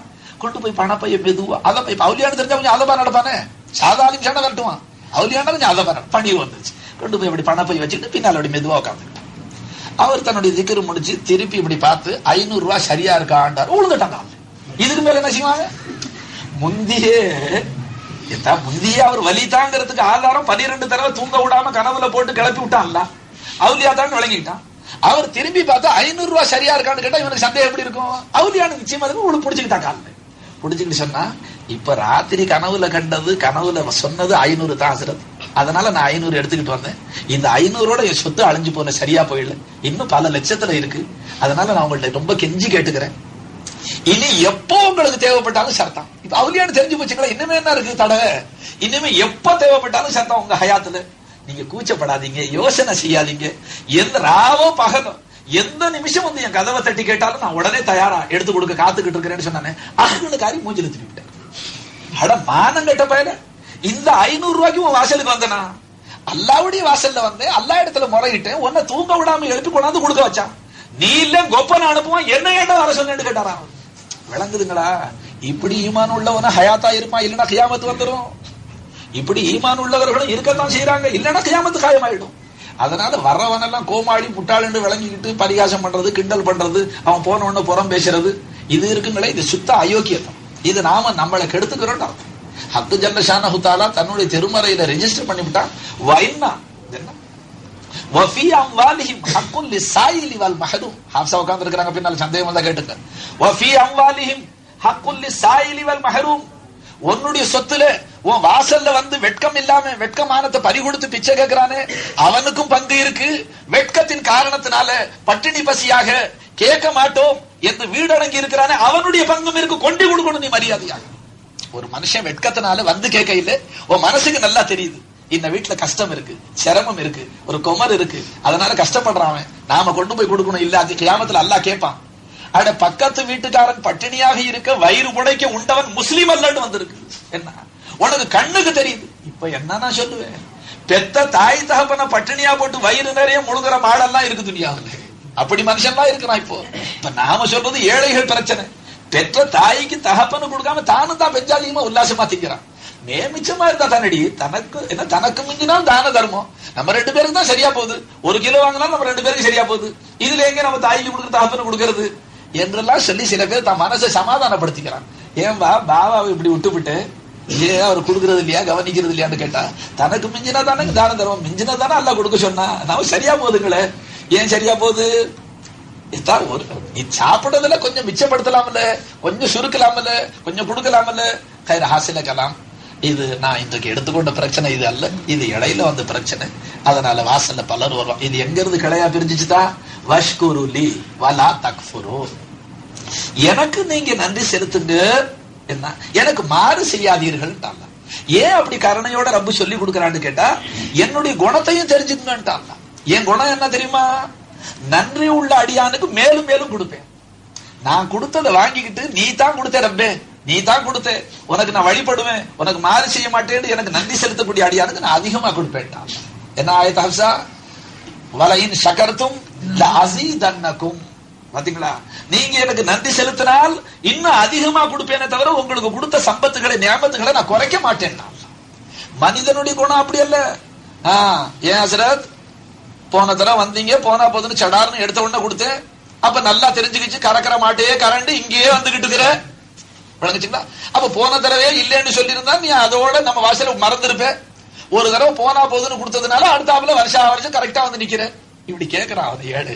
என்ன வருஷா வருஷம் யாரு வந்து நிக்கிறான்னு தெரிஞ்சா ரூஹு போயிடும், நின்றது யாருன்னு தெரிஞ்சா ரூஹு போயிடும். யார் வந்து நிக்கிறா, இப்ப நான் சொன்ன குழப்பமா போயிடும். மலக்கு இல்லண்டா, யாரு அல்லாஹ் அனுப்பிச்சிருக்கிறான்டா. பொரடியை பிடிச்சி தள்ளி உள்ள அல்லாஹ் அழைச்சுக்கிட்டு கூட வர்றானா அல்லாஹ். நான் அது கொஞ்சம் மாரிஃபா விஷயம் சொன்னா இப்ப நீங்க பலர் ஈமான குழப்பிக்க கூடும். அதனால எப்படி சுருக்கமா சொல்லிவிட்டேன். பிச்சைக்காரனே ஏழையா படைச்சு விட்டேன், இந்த ஆனா கானா கிட்ட போ. இங்க யாரும் ஆனா கானா இருந்தா கோச்சுக்காரு, அது வேற வம்பு. எதற்கு ஏன் விலாசி என்னதுக்கு சொன்னாங்க. சரிதான், ஆனா கானா கிட்ட போ, உனக்கு 100 ரூபாய் கொடுப்பாரு வாங்கிக்க என்று அங்கே இருந்து ஒரு பெரடியில கை குடிச்சு தள்ளி விட்டுறது இல்லை, துரத்தி விட்டுறது இல்லை. அவர் ஏழையா படைச்சவர் அல்லாஹ் என்ன செஞ்சானா, உன்னை நான் ஏழையா படைச்சதுனால நீ மனசங்கடப்படாது, நீ வா வழங்கல, நான் வாங்கி தர்றேன். அதாவது சிலரை ஏழையாக்கு சில சீமான்களாக ஆக்குறது துனியா நடக்கிறது. எல்லாரும் ஜாமியா பண்ண பல்லக்கு தூக்குறது யாரு, அப்ப எல்லாரும் வேணும் இல்ல. அதுக்காக அல்லாஹு ஜல்ல ஷானஹு தஆலா ஏற்றத்தாழ்வுகளை வச்சிருக்கிறான். அப்ப ஏழைக்கு அல்லாஹ் ஆதரவு என்ன சொல்றான், உன்னை நான் அழைச்சிக்கிட்டு போறப்பா சீமான் வாசலுக்கு, நான் வாங்கி தர்றேன்னு சொல்லி அழைச்சிட்டு வரானா அல்லாஹ். யார் அழைச்சிட்டு வர்றான்? அப்ப பெரடியில கை கொடுத்து கம்பால தள்ளி உள்ள இங்க தள்ளி விட்டுறேன், போய் ஏழை வீட்டுல நில்லுன்னு சொல்லிட்டு என்ன, அரே ஆயன ஹோக்கலாதா மால்தார் கே ஹரக்கு. அது நீங்க விளங்க முடியாத ஒரு செய்தி. என்ன அல்லாஹ் கூட இருந்து கொண்டு வரான் அந்த ஏழை. அப்ப வந்து அந்த தர்மத்தை வாங்கும் போது ஏழை வாங்குறான்னு நீ நினைக்கிற, விளங்குச்சுங்களா? ஆனா குர்ஆன் ஹதீஸ் என்ன சொல்லுதுங்க, இன்னல்லாஹ யாஹுது ஸதகாத், உங்களுடைய தர்மங்களை அல்லாஹ் வாங்குறான்னு சொல்றான். நவுதுபில்லாஹ், அல்லாஹ் நம்ம தர்மத்தை வாங்குறான்னு சொன்னா உங்களை மரியாதை செய்யறான். உன்னை எப்படியோ விடுதலை செஞ்சு நரகத்துக்கு சொர்க்கத்துக்கு அழைச்சு பண்ணும். அதனால அந்த தர்மத்தை அல்லாஹ் வாங்கிக்கிறான், வாங்கி அந்த ஏழைக்கு கொடுக்கறானா. சரிதான், அந்த ஏழைக்கு உங்ககிட்ட வாங்கி கொடுக்கறவன் அவன் தானா நேரடியா கொடுத்துட கூடாதா? நான் சொல்ற பாயிண்ட் விளங்குதுங்களா? ஏதான் நாம நம்ம பையன் தகப்பனார் சிங்கப்பூர்ல இருந்து பெரிய பையன் பேருக்கு மணி ஆர்டர் அனுப்பிச்சார், 1000 ரூபாய்க்கு டிராஃப்ட் அனுப்பிச்சார் நோம்புக்கு. தம்பி நீனு உனக்கு துணி வாங்கி உமாவுக்கு வாங்கி கொடு, அக்காவுக்கு வாங்கி கொடு, உன் தம்பிக்கு வாங்கி கொடு, எல்லாத்துக்கும் வாங்கி கொடுத்து. இந்த பையன் என்ன சொன்னா, என் பேருக்கு வந்திருக்கு, நான் பார்த்து வாங்கி கொடுத்தாதான், ஒரு பையனுக்கு வாங்கி கொடுக்க மாட்டேன் அப்படின்னு சொன்னான். எல்லாரும் தபால் எழுதி விட்டாங்க, விளங்குச்சுங்களா? வந்த காசை சுத்தமா அவன் அமைக்கி விட்டான், யாருக்கு வாங்கி கொடுக்கு. இப்ப அடுத்தாப்புல டிராஃப்ட் எத்தனை பேருக்கு வரும்? அவன் தகப்பன் இவனுக்கு தபால் என்ன எழுதுவான்? அட முட்டாள், எனக்கு நேரடியா உமாவுக்கு அனுப்ப தெரியாது, உன் தம்பிக்கு அனுப்ப தெரியாது. உன்கிட்ட அனுப்பிச்சே உன் அந்தஸ்தை உயர்த்துறதுக்காக. நீ பல பேருக்கு எல்லா தம்பி தங்கச்சிகளுக்கு செஞ்சா எல்லாரும் உன்னை பெரிய அண்ணன் மரியாதை செய்வாங்க. அயோக்கிய போய் நீ சுருட்டிக்கிட்டு உட்கார வேண்டியது தெரிஞ்சா நான் பிரிச்சு தனித்தனியா கொடுத்துருப்பேன். விளங்குதுங்களா? அதே மாதிரி இப்ப பணக்காரனை பார்த்து அல்லாஹ் என்ன சொல்றான், ஏழைக்கு அவனை ஏழையா வச்சு உன்கிட்ட வாங்கி அவனுக்கு கொடுத்து உன்னை சொர்க்கத்துல கொண்டு சேர்க்கறதுக்கு இந்த ஏற்பாடு செஞ்சேன். நீ சொர்க்கம் போக பிரியம் இல்லைன்னா அவனுக்கு நானே நேரடியா கொடுத்துறேன். நீ யாரு இடையில? பாயிண்ட் விளங்குதுங்களா? அல்லாஹு அக்பர். இன்னல்லாஹ யாஹுது ஸதகாத். ஆயத்திற்கா இல்லைங்களா குர்ஆன்ல? உங்களுடைய தர்மங்களை அல்லாஹ் வாங்குறான்னு சொல்றான் அல்லாஹ் தஆலா. அப்ப நம்ம யார் கையில கொண்டு கொடுக்கிறோம்? அல்லாஹ் கிட்ட கொடுக்கிறோம்னு தெரிஞ்சா எப்படி கொடுப்போம்? என்ன விளங்கிக்கிட்டு இருக்கிறோம் நம்ம மார்க்கத்தை? நம்ம மார்க்கத்தையும் விளங்கலதா, அதனால தான் அலங்கோல நிலையில இருக்கிறோம். ஹைர் ஹதீஸ்ல வருது, அஸ்-ஸதகத்து தகவு ஃபி கஃபி ரஹ்மானி அவ்வலா. உங்களுடைய தர்மம் முந்தி ரஹ்மானுடைய கையில விழுதான். சும்மா தகவு ஃபி கஃபி சாயிலி, இரண்டாவதாக அது பிச்சைக்கார கையில விழுதான். அப்ப அந்த ஏழையுடைய கையில ரெண்டு கை இருக்கு. ஒரு கை அல்லாஹ்வுடைய கை, ஒரு கை ஏழையுடைய கை. அப்ப அந்த தர்மம் அல்லாஹ் கையில தான் கையில வாங்கி ஏழை கையில போடுறான் அல்லாஹ். அப்படின்னா இப்படி ரெண்டு கை இல்லதா, இந்த ஒரே கையில ரெண்டு கை இருக்கு. இப்போ உங்களுக்கு தெரியாது, அகக்கண்ண தெரிஞ்சா அது ரெண்டு கையும் தெரியும். ஒரு ஏழை கை, ஒரு அல்லாஹ் கை. அல்லாஹ் வந்து கை நீட்டுறாட்டா அர்ப்பணம் ஆயிடக்கூடாது, கொடுத்துட மாட்டான். கயிறுதா ஆயிஷா நாயகம் ஒரு தடவை வாசனை திரவியத்துல போட்டு, இனி கஸ்தூரி வாசனையில போட்டு வெள்ளி திரகங்களை வாசனையில போட்டு பெரட்டி தர்மம் செஞ்சுக்கிட்டே இருந்தாங்க. அப்ப அருமநாயகம் கேட்டாங்க, ஆயிஷாவே அல்லாஹ்வும் ரசூலும் தர்மம் வேணா, அதுக்காக நானா அதை யூகிச்சு வாசனையில பெரட்டி கொடுக்குறேன்டாங்க. வணங்கிச்சுங்களா? இவன் பள்ளி வாச உண்டியில போட்டாலும் செல்லாத காசை போடுறான். மதரசா உண்டி. ஆமா, சில பேர் இந்த கடை கடையா உண்டி கொண்டு வந்தா இதே வேலையா போச்சுன்னு செல்லாத காசு தனியா போயிருக்காங்க. நம்ம ஊர்கள்ல நான் என்ன சொல்லுவேன் தான், அப்புறம் ஓ வீட்டுல என்ன காசு போடுவான்ல, இதெல்லாம் சிந்தனையில வச்சு செய்ய. சில பேர் நேர்த்தி கடன் நல்லா இருக்கும்போது நல்லா செய்யறது நேர்த்தி கடன். யாரெல்லாம் கொஞ்சம் கம்பெனி விரிவாக்கு, அந்த மதரசாவுக்கு இந்த மதரசாவுக்கு அந்த பள்ளிவாசலுக்கு அதுக்கு இதுக்கு அந்த குமருக்கு எல்லாம் செய்வேன்னு சொல்லிட்டு கொஞ்சம் காரியம் பரக்கத்தை ஆயிடுச்சு. அதுக்கு பிறகு அந்த நேர்த்தி கடனை நிறைவேற்றுறது. நேர்ச்சை இருக்குங்களே, அது வாஜிப்பு. நாகூராண்டவர்களுக்கு நேரடியா நேர்த்தி கடன் செஞ்சா ஓடுறான் வெளியில கொங்கு தூக்கிட்டு. அல்லாஹ்வை தவிர நேர்த்தி கடன் யாருக்கும் நேரடியா செய்யக்கூடாது. இப்ப ஷாவுலம் இது நாயகத்துக்கு நேர்த்தி கடன் செஞ்சா எப்படி செய்யணும்? யா அல்லாஹ், என்னுடைய இந்த கோரிக்கையை நீ நிறைவேற்றிட்டா, எனக்கு பரிசையில நீ வெற்றியை கொடுத்தா, என்ன என்னுடைய இந்த கடன் தொல்லையை நீ தீர்த்து கொடுத்தா, என் சீக்கா இருக்கிற பிள்ளை நீ சுகப்படுத்தினா, நான் ஷாவுலம் இது நாயகம் உன்னுடைய வலியுடைய தர்பார் உண்டியல்ல நான் வெள்ளியால ஒரு குக்கு செஞ்சு போடுறேன்ல, நான் அதுல கொண்டு 10 ரூபாய் காசு போடுறேன்ல. அப்ப இந்த நேர்த்திக்கடன் யார்கிட்ட செய்யறான்? அல்லாஹ் கிட்ட செய்யறான். நேரடியா அவுலியா கிட்ட செய்யல. இந்த நேரடியா அவுலியா கிட்ட முந்தானே தூக்கிட்டு சொல்றாங்களே சில பேரு, அவுலியா எப்படியாச்சும் பிள்ளைய நீங்க காப்பாத்திருங்க, 10 படி அரிசி சோறு ஆக்கி பாத்தியா ஓதி போடுறாங்க. அந்த நேர்த்திக்கடன் ஜாயிஸ்ல ஷிர்க். ஏன்னா நேர்த்தி கடன்ங்கிறது ஒரு வணக்கம். நீங்க எந்த அவுலியாவுக்கு உலகத்துல இருக்கிற எல்லா அவுலியாவுக்கு செய்யுங்க, ஆனாலும் நேர்ச்சா அல்லாஹ் கிட்ட செய்யணும். ஒரு மசலா விளங்கி கிடையாது. யா அல்லாஹ், என் பிள்ளைக்கு சுகத்தை கூட அல்லாஹ், அஜ்மீர்ல அடங்கி இருக்கிற அந்த உன்னுடைய பெரிய வலி, உன்னுடைய குத்துபு சுல்தானுல் ஹிந்து, இந்த இந்திய பெரிய அந்த குத்துபுக்கு அவர்கள் பேரால நான் 10 மிஸ்கீனுக்கு சோறு கொடுக்கிறேன் அல்லா, நீ என் பிள்ளைக்கு சுகம் கூட அல்லா என்று நேர்ச்சையா அல்லாஹ் கிட்ட செய்யணும். செஞ்சதுக்கு பிறகு காரியம் ஆயிட்டா நேர்ச்சை என்ன செய்யணுங்க? நிறைவேற்றுறது வாஜிப். நேர்ச்சையை நிறைவேற்று. நேர்ச்சை எல்லாத்துலயும் செய்யலாத்தா. 10 ரக்காத்து நஃபில் தொழுதுக்கிறேன், 10 நோன்பு வச்சுக்கிறேன், 10 மிஸ்கீனுக்கு சோறு கொடுக்கிறேன், ஏழை 10 மிஸ்கீன்களுக்கு பணம் கொடுக்கிறேன். நேர்ச்சை எல்லாம் ஹலாலான எல்லா நேர்ச்சையும் செய்யலாம். விளங்குச்சுங்களா? ஆனா நேர்ச்சை செஞ்சதுக்கு பிறகு நிறைவேற்றுறது கடமை.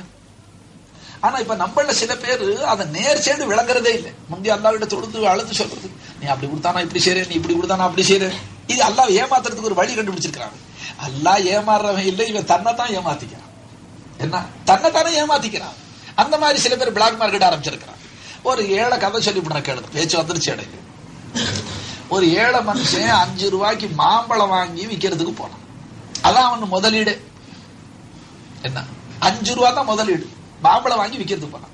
அவன் அப்ப நேத்துக்களை என்ன செஞ்சுக்கிட்டான், யாரெல்லாம் 6 ரூபாய்க்கு வித்து போய் 1 ரூபா லாபம் கிடைச்சா 4 ரூபா உன் பாதையில தர்மம் செஞ்சான். யாருக்காச்சும் ஒரு ஏழைக்கு கொடுத்துட்றேன்.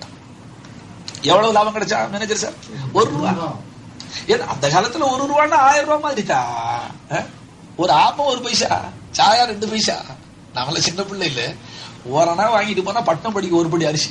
நான் சின்ன பிள்ளையா இருக்கும் போது என்ன பொழுதுனைக்கு திங்கலாம். ஒரு மூட்டை அரிசி 3 ரூபா, நெல்லு 2 ரூபா, அந்த மாதிரி காலம்.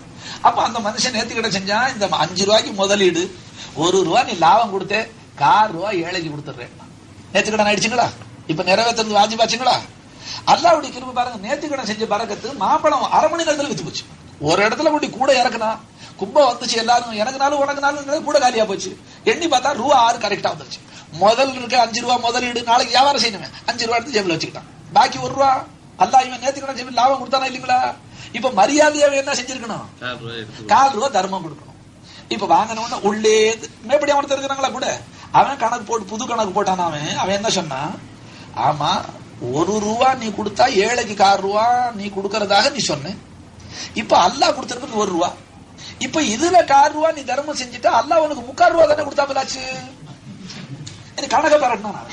அவன் மேப்படி ரொம்ப கட்டிக்காரன், நன்மையை செய்ய விடவே மாட்டான். செஞ்ச நேர்த்திக்கடன்ல கை வச்சான். இப்ப இருக்கிற ரூபாவில 4 ரூபா போனா அல்லாஹ் உனக்கு 3/4 ரூபா தானே கொடுத்தாப்பலாச்சு. அப்போ உன் நேர்த்திக்கடனை ஆண்டவன் நிறைவேற்றதா இருந்தா 1.25 ரூபாயா கொடுத்திருக்கணும். உனக்கு 1 ரூபா போனா 4 ரூபா ஏழைக்கு, அதான் கணக்கு சரின்ட்டான். அவன் மேப்படியா ஃபத்வாவை கேட்டு மனசு சமாதானப்படுத்திக்கிட்டான். அப்ப இந்த ரூபா நமக்கு தான் சொந்தம், இதுல ஏழைக்கு இல்லை, சரி பண்ணிக்கிட்டான்.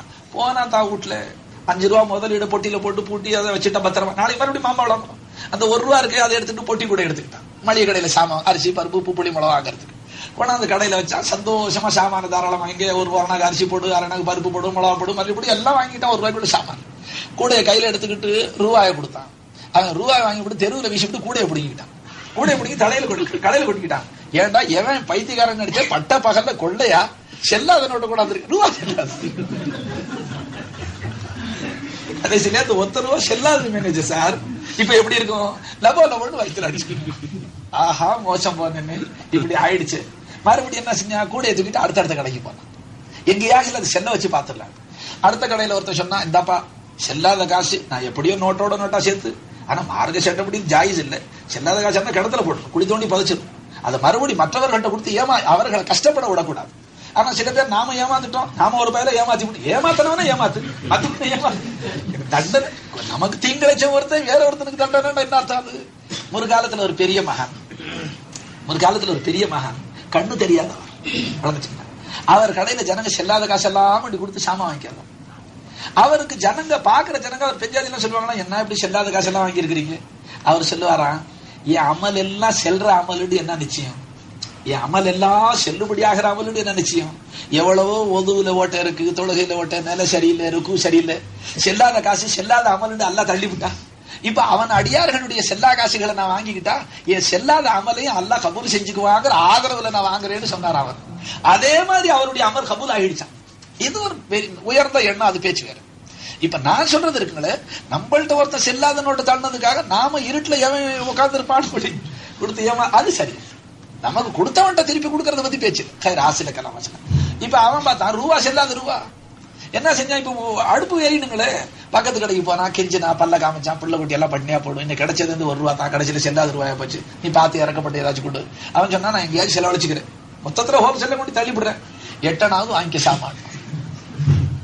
இவன் ரொம்ப கஷ்டப்பட்டான், கூடு வாங்கிட்டு பக்கத்து கடைக்கு போனான். அவன் சொன்னா 10ஆனா வாங்கிக்க. இன்னொரு கடைக்கு போனா, தெருவெல்லாம் அலைஞ்சான், சந்தியா அலைஞ்சான்.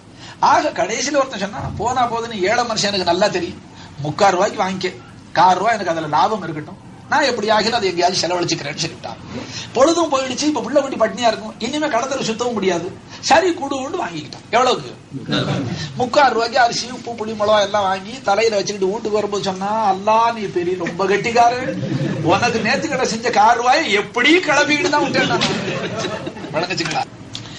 அன்பர்களே தோழர்களே, இன்னைக்கு வியாழக்கிழமை மாமூலா திக்ரு செய்யறதுன்னு ஒரு பழக்கம் இருக்கு. நான் அதுக்காகத்தான் இந்த சப்ஜெக்ட் ஆரம்பிச்சேன். அப்ப நான் ஆரம்பமா அவங்களுக்கு உதாரணங்கள் சொன்னேன். நம்ம திக்ரு ரொம்ப சுருக்கம், பயப்படாது.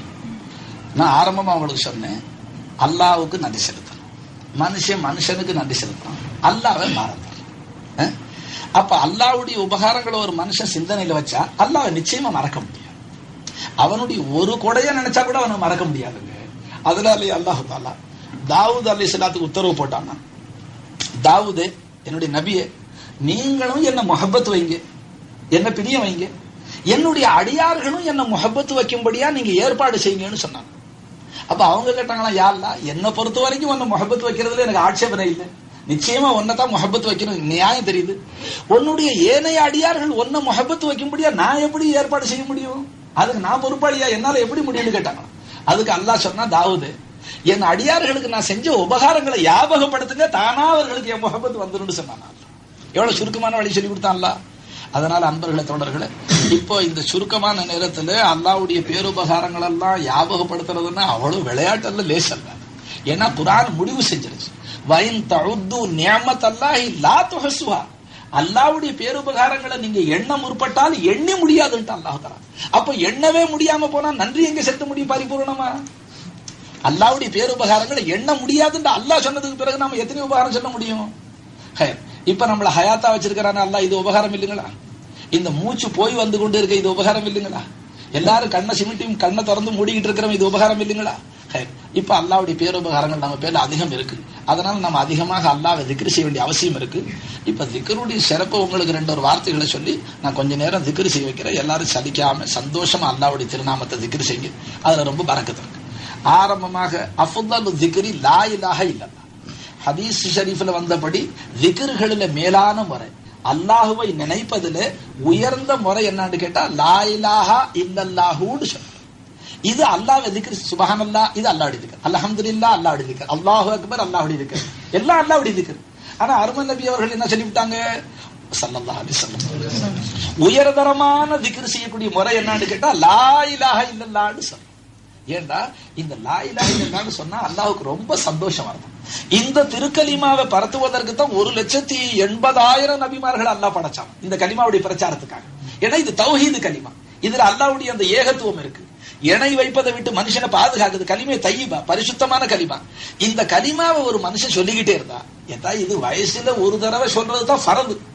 அதாவது இஸ்லாம் அல்லாத மனுஷன், முஸ்லீம் அல்லாத மனுஷன் இஸ்லாம் ஆகும் பொழுது ஒரே ஒரு தடவை கலிமா சொன்னா முஸ்லீம் ஆயிட்டான். 1000 தடவை சொன்னங்களா? இல்லத்தா. இப்ப ஒரு காஃபிர் இஸ்லாமாக வந்தா நம்ம சபைக்கு, அவனுக்கு என்ன செய்வோம்? அவன் குளிச்சுட்டு வாப்பா, குளிச்சு துணிமணிகளை சுத்தமா வச்சுட்டு வா. ஏன்னா முழுக்காளியா இருக்கலாம், நஜீஸா இருக்கலாம், பல மஹால்ல இருந்திருப்பான். குளிச்சு குளிச்சுட்டு வா. வந்தான், திருக்கலிமாவை சொல்லி கொடுத்தோம், முஸ்லீமா போயிட்டானா இல்லைங்களா? முஸ்லீமா முடிஞ்சு போச்சு. அப்ப நரகவாதியை சுவர்க்கவாதியாக ஒரு வினாடியில மாத்தக்கூடியது லா இலாஹ இல்லல்லாஹ். ஒரு மனுஷனுடைய நிலை எப்படி மாத்திருச்சு பாருங்க. அல்லாஹு அக்பர் இருக்கா இல்லைங்களா? சரிதான். இப்ப நீங்க ஆச்சரியப்படலாம், கலிமாவுல இவ்வளவு சக்தியா இருக்கு. அட ஒரு தடவை சொன்னா சொர்க்கவாதியா போயிடுறானா? நிச்சயமா போயிடுறான், அதுல சந்தேகம் வரக்கூடாது. மன் கால லா இலாஹ இல்லல்லாஹ் தகலல் ஜன்னான்டாங்க ஸல்லல்லாஹு.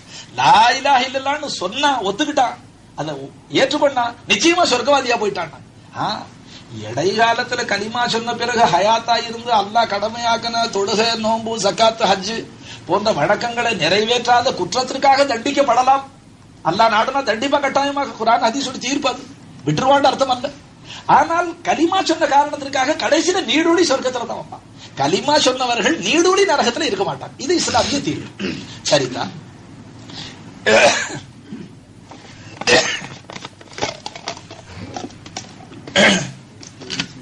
எனக்கு பரிசு கொடுக்கிறான், அல்லாஹு அக்பர். அந்த நிமிஷம் வரை நரகவாதியா இருக்கக்கூடிய சொர்க்கவாதியா போயிடும். இது உண்மையா இல்லைங்களா? எல்லாரும் ஒப்புக்கொண்டுங்களா இல்லைங்களா? இப்போ 80 வயசு 90 வயசு காவிரா இருந்த ஒரு மனுஷன் கலிமா சொல்ல வந்தான். கலிமா சொல்லி கொடுத்தோம். எப்பதா? காலையில பகல் 11 மணிக்கு இஸ்லாம் ஆனான்.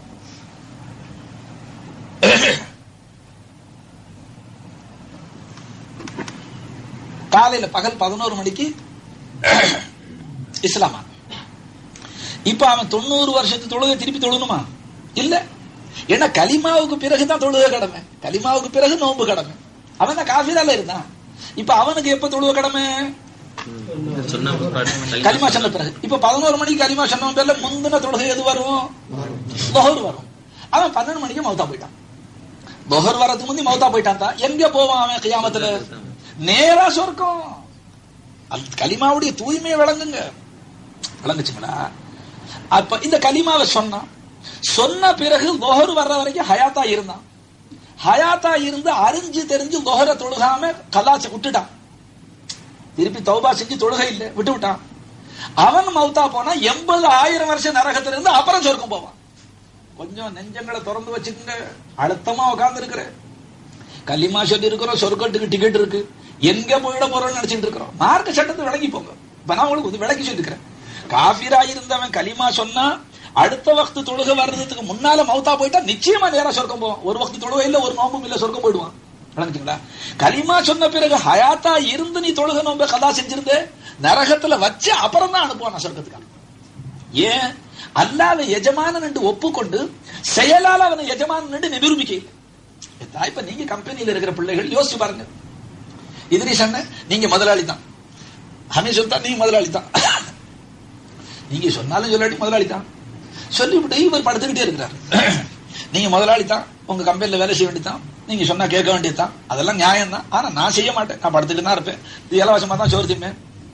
அப்ப இது முதலாளின்னு ஒப்புக்கொண்டு அடையாளமா? இவ்வளவு சக்தி இருக்கு. என்ன இதை நம்ம லேசு காணக்கூடாது. நரகவாதிய சொர்க்கவாதிய மாற்றக்கூடியது இந்த கலிமா, இந்த 12 எழுத்து. லா இலாஹ இல்லல்லாஹ்வுல 12 எழுத்து, முஹம்மது ரசூலுல்லாஹ்வுல 12 எழுத்து, ரெண்டும் சேர்த்து 24 எழுத்து. இந்த 24 எழுத்து உள்ள இந்த வாசகங்களை ஒரு அடிமை சொல்லிவிட்டா அல்லாஹ் நரகவாதியா இருந்தவன சொர்க்கவாதியா ஆக்கிவிட்டான். சரிதான். இப்ப நாம எல்லாம் அமையும் சமயம் தவறு செஞ்சிருக்கிறோம், ஏதோ சில தொழுகைகளை விட்டுருக்கிறோம், இன்ஷா அல்லாஹ் எடுத்து கலா செஞ்சு தொழுதுக்க போறோம். இப்ப தொழுகை எடுத்துட்டோம், இனி விட போறது இல்லை. இப்ப தாங்க தோழர்கள் எல்லாம் நான் கேள்விப்பட்ட சந்தோஷமா முதல் நாள் வாய்ஸ் கேட்டுக்கிட்டு அன்னைக்கு போய் இஷா எல்லாரும் தொழுதாங்கன்னு கேள்விப்பட்டேன். வாசம் தானே இல்ல? அதோட எல்லாரும் தொழுகிறாங்களா மறுபடி? இல்ல அசத்து இருக்கிற வரைக்குமா, இனி மௌத்து வரைக்குமா? அல்ஹம்துலில்லாஹ் அல்ஹம்துலில்லாஹ். ஏன்னா அசத்துக்காக இல்ல, அல்லாஹ்வுக்காக ஆரம்பிச்சிருக்கிறோம். அப்புறம் இடையில நிக்க கூடாது. இன்ஷா அல்லாஹ் நிக்காது, நிக்காது. அல்லாஹ் எடுக்கிறதுனா நிக்காது. அது தொழுகையே நம்மள பிடிச்சுங்க, ரப்ப பிடிக்கிறப்பினா 40 நாளைக்கு தொழுதுங்க பல்ல கடிச்சுக்கிட்டு, தொழுகை உங்களை பிடிச்சுக்க அல்லாஹ் எடுக்கிறப்பினா, அப்புறம் விடாது. ஹயர் தான். அப்ப கொஞ்சம் பயப்படுங்க. கலிமா சொன்ன பிறகு அல் ரப்பு நம்மள ஹயாத்தா வச்சிருக்கான். இது பெரிய பாக்கியம். கலிமா சொன்ன காஃபிர் உடனே இஸ்லாம் ஆகி மௌத்தா போயிட்டா அவனுக்கு சொர்க்கம் நேரடியா இருக்கு, கேள்வி கணக்கு இல்ல. இப்ப நாம கலிமா சொன்னதுக்கு பிறகு அல்லாஹ் ஹயாத்தா வச்சிருக்கிறா, கட்டாயம் கேட்பான். அதனால அதுல குறவு என்னத்துக்கு வச்சுட்டு போவானே. சரிதா. இந்த திருக்கலிமா இருக்குங்களே, அமைய சமயம் அது கொஞ்சம் அதனுடைய பவர் குறையுது. இனி அந்த கலிமாவுடைய தத்துவம் கல்புல அதனுடைய பவர் கொஞ்சம் குறையுது. அதனால அருமை நபி ஸல்லல்லாஹு அலைஹி வஸல்லம் என்ன சொன்னாங்க? ஜத்திது ஈமானக்கும் பிகௌலி லா இலாஹ இல்லல்லாஹ். என்னுடைய சஹாபாக்களே, அடிக்கடி லா இலாஹ இல்லல்லாஹ்னு சொல்லி ஈமான ரினியூ பண்ணிக்கிட்டே இருக்கும். ரினியூவல், புதுப்பிச்சு கொண்டே இருக்கும். அதாவது இந்த வாயால எது சொல்றோமத்தா அதனுடைய பொருள் கல்புல தாக்குமா இல்லைங்களா? நல்ல சொல்லோ கெட்ட சொல்லோ. ஒரு மனுஷன் ஓடி வந்து சொன்னா, உங்களுக்கு ஒரு 1000 ரூபாய் மணி ஆர்டர் வந்திருக்கு ஷாவுல் மிஸ்ஸா சொன்னா சும்மா உட்காந்துருப்பீங்களா? அல்ஹம்துலில்லாஹ். யார் அனுப்பிச்சா, எங்க இருந்து வந்துச்சு, எங்க கூடுங்க போஸ்ட் மேன். என்ன காரணம்? இதை கடந்து இங்க போயிடுச்சு. அந்த சொல்லு கல்பை தாக்குச்சுதா, நல்லதோ கெட்டதோ போனோன்னு கல்புல போனோன்னு அசர் செய்யும், ஒரு குணப்பாடு வரும். அதே மாதிரி ஒரு கெட்ட சொல்லு ரோட்ல போனோம், கோத்தாள காலன்னா ஒருத்தன் திட்டினான்னு வைங்க, ரெக்கார்ட் ஆயிடுச்சு. ஒருத்தர் திட்டினாதான் அப்பவும் எருமாடு மாதிரி மந்தமா போவான். அடி என்ன சொன்ன இவனு திருப்பானா இல்லைங்களா? அப்ப என்ன அர்த்தம்? அது காதோட நிக்கல, கல்புக்கு போயிடுச்சுன்னா. அப்ப நல்ல சொல்லோ கெட்ட சொல்லோ அதை கல்பை டச் பண்ணா ஒரு சந்தோஷத்தையோ வேகத்தையோ கோவத்தையோ உண்டாக்கத்தான் செய்யாது. லா இலாஹ இல்லல்லாஹ்ங்கற இந்த திருக்கலிமாவுடைய தத்துவம் இருக்குங்களே, இதனுடைய கருத்து அதை கல்புல படும்படியாக ஒரு தடவை சொல்லிவிட்டா கல்பு புத்துணர்ச்சி பெற்றுதான், அதுக்கு மறுபடியும் ஹயாத் வந்துருது, பேட்டரியை சார்ஜ் பண்ண மாதிரி பவர் வந்துருது. அதுக்கு இதுதான் தான் நம்ம சஹாபாக்கள் இடத்துல இருந்த ஆயுதம், நம்ம முன்னோர்கள் இடத்துல இருந்த பெரிய ஆயுதம் லா இலாஹ இல்லல்லாஹ் தான். லா இலாஹ இல்லல்லாஹ் சொல்லியே எதிரிகளுடைய கோட்டைகளை தகர்த்து விட்டு வந்துட்டாங்க. இப்ப நம்மள்ட்ட அதே கலிமா இருக்கு. என்ன 1000 தடவை சொன்னாலும் அது கல்பை தொட மாட்டேன். இவன் சொல்றவனு இங்க கை வச்சுட்டு சொல்றான், எங்க கீழே இறங்கி இருந்து லா இலாஹ இல்லல்லாஹ், லா இலாஹ தொண்டைக்கு மேலதான். இது நயவஞ்சகர்கள் சொல்றான். நாம இன்னைக்கு இன்ஷா அல்லாஹ் திக்ர் செஞ்சா எப்படி செய்யணும்? அது ஒவ்வொரு தடவையும் கலிமா கல்பை போய் சுத்திக்கிட்டு வரும். அஷ்ரஃப் அலி மௌலானா எழுதுறாங்க, ஒரு அடிமை லா இலாஹன்னு சொன்னான், எப்படி முகம் பார்க்கக்கூடிய கண்ணாடியில தூசி படைஞ்சிருந்தான். ரொம்ப நாளா பார்க்கல, ஒரு பத்து மாட்டினபடி புழுதி படைஞ்சிருக்குமா இல்லைங்களா? இப்ப அதுல முகம் பார்த்தா தெளிவா தெரியுமா? தெரியாது. இப்ப அந்த கண்ணாடியின் பேர்ல ஒரு ஈர துணியை புழிஞ்சு விட்டு ஒரு தடவை அப்படி இழுத்து விட்டானே, ஆனால் இப்ப என்ன தெரியுங்க? பளிச்சுண்டு முகம் தெரியும் தெரியுமா தெரியாதுங்களா? அதே விதமாக பாவ தோஷங்களால அழுக்கு படிஞ்சு போதா நம்ம கல்புகள். இன்ன ஹாதிஹில் குலூபு தஸ்தர் பிமா யஸ்தவுல் ஹதீத்ன்றாங்க ஸல்லல்லாஹு அலைஹி வஸல்லம். எப்படி இரும்பு துருப்பிடிக்குதோ, இதா அசாபுல் மா, தண்ணி ஊத்துனா துருப்பிடிச்சிருதோ, அந்த மாதிரி மனித உள்ளங்கள் துருப்பிடிக்குது. அப்ப இந்த துருப்பிடித்த உள்ளங்கள் இருக்குங்களே, இப்ப என்ன செய்யணுங்க? அந்த துருவை எடுக்கணும். ஒரு தடவை லா இலாஹன்னு சொன்னா, லா இலாஹன்னு இந்த அளவுக்கு சொன்னா அந்த தூசி புழுதி படிந்த கண்ணாடியை துணியால தொடச்ச மாதிரி இந்த பாவ தோஷங்கள் நிறைந்த கல்வை அந்த அடிமை லா இலாஹன்னு சொல்லி அந்த கலிமா திருக்கலிமா கூட தொடச்சிட்டானா. இப்ப தொடச்சதுக்கு பிறகு கல்வில பார்த்தா இல்லல்லா அங்க அல்லா தான் இருக்குமா, அல்லா தான் இருக்கணுமா, இதை வச்சுதான் குணக்கூடியப்பா. இல்லல்லா என்று ஒரு அன்னம் இருந்து ஆடுது அழகு பிறக்க. அது இப்படி வைத்து உங்களுக்கு தான் அப்பா பாட்டுலாம் ஞாபகம் இருக்கும். சரிதா. அப்ப லா இலாஹா இது தொடக்கிறது. மறுபடி கல்ப பார்த்தா என்ன தெரியணும், இல்லல்லா அல்லாஹ் தர. இப்ப கல்புல யாருடைய ஆதிக்கம் இல்லை. இப்ப எஜமானனாக அல்லாஹ் மட்டும்தான் இருக்கிறான். முஹப்பத்து அல்லாஹ்வுடைய முஹப்பத்து தான் இருக்கு. வழிபட்ட அவனுக்கு தான் படுவேன், வணங்குனா அவனை தான் வணங்குவேன், கட்டுப்பட்ட அவனுக்கு தான் கட்டுப்படுவேன். விளங்குதுங்களா? இது தத்துவம் உள்ள வந்துடும். அப்ப ஆசாபாசங்கள் நீங்கி அல்லாஹ்வுடைய தூய்மை கல்புல, அல்லாஹ்வுடைய யகீன் கல்புல வந்துடும். இதுக்காக திருக்கலிமாவை ஸல்லல்லாஹு அலைஹி வஸல்லம் நீங்க அடிக்கடி சொல்லிக்கிட்டே இருங்க. யார பார்த்து முதல்ல சொன்னாங்க? சஹாபாக்கள். யாரு? அவர்களுடைய அந்தஸ்துக்கு கியாம நாள் வரைக்கும் எந்த கௌசு குதுபு வலி அடைய முடியாது. சஹாபாக்களில அந்தஸ்துல குறைந்த சஹாபியுடைய அந்தஸ்துக்கு இப்ப நம்ம காலத்துல கியாம நாள் வரைக்கும் சஹாபாக்களுக்கு பின்னால அவுலியாக்கள் வந்தாங்களா? இந்த அவுலியாக்கள் ஒரு இரவையில 1000 ரக்காத்து தொழுதாலும் ஒவ்வொரு ரக்காத்துக்கு ஒரு குர்ஆனை ஓதி தொழுதாலும் சஹாபாக்களிலே குறைந்த அந்தஸ்தை உடையவர்களுடைய அந்தஸ்தை அடைய முடியாது. இது மார்க்க தீர்ப்பு. சஹாபாக்களுடைய அந்தஸ்து ஆக உயர்ந்தது. பத்ர் யுத்தத்துல ஷஹீதா போன சஹாபாக்களுக்கு முழு குர்ஆன் கிடைச்சிச்சுங்களா? இல்ல. பத்ர் யுத்தம் அருமை நபி அவர்கள் ஹிஜ்ரத் செஞ்சு மக்காவுக்கு போனாங்க, மதீனாவுக்கு போனாங்க. 2வது வருஷம் பத்ர் யுத்தம் நடந்துருச்சு. விளங்குச்சுங்களா? அதற்கு பிறகு பல வருஷ காலம் நாயக ஹயாத்தா இருந்தாங்க, குர்ஆன் இறங்கிக்கிட்டே இருந்துச்சு. அப்ப பத்ர் யுத்தத்துல போன சஹாபாக்களுக்கு 30 ஜுஸ் குர்ஆன் கிடைக்கல. ஆனால் அவர்களுடைய அந்தஸ்து கியாம நாள் வரைக்கும் இருந்து குர்ஆன் ஓதுனாலும் அடைய முடியாது. சொல்றது விளங்குங்களா? அப்ப சஹாபாக்களுடைய அந்தஸ்து வெறும் அமலால உள்ளது அல்ல, அர்ப்பணத்தினால உள்ளது. அவர்கள் இந்த தீனுக்காக உடல் பொருள் அனைத்தையும் அர்ப்பணிச்சு விட்டாங்க. அது அலாதியான மசலா, அதுல நம்ம தலையிட முடியாது. அப்ப சஹாபாக்களுடைய அந்தஸ்து உயர்ந்தது. அந்த தூய்மையான மகான்களை பார்த்து நாயகன் சொன்னாங்க, ஜத்தீது ஈமானக்கும் பி கௌலி லா இலாஹ இல்லல்லாஹ். உங்க ஈமான ரினியூ பண்ணிக்கிட்டே இருங்க, அது பழசா போகுது. பழசா போகுதுன்னா என்ன அர்த்தம்? லா இலாஹ இல்லல்லாஹ் ஒரு உடன்படிக்கை தான், அக்ரிமெண்ட். விளங்குச்சுங்களா? அக்ரிமெண்ட்னா என்ன? ஆண்டவனே, இது காலம் வரை நான் மனோ இச்சைக்கு கட்டுப்பட்டு நடந்தேன், ஷைத்தான் சொன்னபடி எல்லாம் செஞ்சிட்டேன். மரணர்கள், தடியர்கள், வம்பர்கள், தும்பர்கள், அரசாங்கம், ஆதிக்கம், தாய் தகப்பேன், காலா படிமா, அவன் இவன் பல பேருடைய பேச்சை கேட்டு உனக்கு மாறு செஞ்சிட்டேன். என்ன? உனக்கு அடிமையா இருக்க நான் தவறிட்டேன். அகூலு லா இலாஹ இல்லல்லாஹ். இப்ப நான் மறுபடியும் என்னுடைய திருக்கலிமாவை ஒப்பந்தத்தை புதுப்பிக்கிறேன். அப்படின்னா என்ன அர்த்தம்? இனி எஞ்சிய காலத்துல உனக்கு அடிமையா இருப்பேன், உனக்கே கட்டுப்படுவேன், உனக்கே வழிபடுவேன், உன்னையே நேசிப்பேன், உன் அல்லாத வஸ்துக்களுக்கு கட்டுப்பட்டு உனக்கு துரோகம் செய்ய மாட்டேன். இது கலிமாவுடைய சாராம்சம். ரினியூ பண்றது, அக்ரிமெண்ட் புதுப்பிக்கிறதுன்னு என்னக்கா? விளக்குதுங்களா உங்களுக்கு? அப்ப நாம அடிக்கடி இதை செஞ்சுக்கிட்டே இருக்கணும். ஏன்? கலிமாவுக்கு மாத்த செஞ்சிடும். உதாரணமா சொல்றோம், கலிமா சொன்ன நம்மள அல்லாஹ் புறம் பேசாதீங்கன்னு சொன்னோம். நாம நல்ல பிள்ளை தான் உட்கார்ந்து இருந்தோம். ஒரு ஆள் வந்தா அடுத்தவன் பலாவை கழுவுனான். இப்ப ரெண்டு பேரும் சேர்ந்து புறம் பேசிட்டோம்டா, அப்ப ஹராம் ஆச்சுங்களா? இப்ப அந்த பாவம் செஞ்ச உடனே என்ன ஆச்சுங்க? கலிமாவுக்கு என்ன வந்துச்சுங்க? பலஹீன, அது வீக்னஸ் வந்துச்சுங்க. கலிமால உடன்படிக்கை என்ன? யாரெல்லாம் ஒன்ன எஜமான ஆக்கிட்டேன், இனி உனக்கு மாறு செய்ய மாட்டேன், உனக்கு துரோகம் செய்ய மாட்டேன், நீ சொன்னபடி நடப்பேன். இப்ப கலிமா சொன்னவன் புறம் பேசினா அல்லாஹ்வுடன் செய்து கொண்ட உடன்படிக்கைக்கு மாத்த செய்யும் போது உடன்படிக்கை பலஹீனம் அடையுது. விளங்குச்சுங்களா? இது ஒரு உதாரணத்துக்கு சொன்ன உங்களுக்கு. இதன் பேர்ல நீங்க கணக்கு பாத்துக்கங்க, நம்ம ஒவ்வொரு நாளும் எவ்வளவு தவறு செய்யறோம். அப்ப கலிமாவுக்கு மாற்றம் செய்யறோமா இல்லீங்களா? இப்ப நான் உதாரணம் சொன்னதான், நீங்க முதலாளி தான், முதலாளியே தான், அதை நான் ஆட்சேபனையே செய்ய மாட்டேன். ஆனா நான் எந்திரிச்சு வேலைக்கு வர மாட்டேன், நான் தூங்கிக்கிட்டு தான் நீங்க கூப்பிடும் போது அப்படின்னா அவர் முதலாளின்னு மதிச்சதாச்சு. அப்ப முதலாளி தான் என்று வாயால சொல்வதை செயலால நிரூபிக்கணும். விளங்குச்சுங்களா? அதுக்கு பேர் அமல். லா இலாஹ இல்லல்லாஹ் இருக்குங்களே, இது வாயால செஞ்ச ஒப்பந்தம். தொழுகை, ஜகாத்து, நோன்பு, ஹஜ்ஜி இது செயலால நிரூபணம்.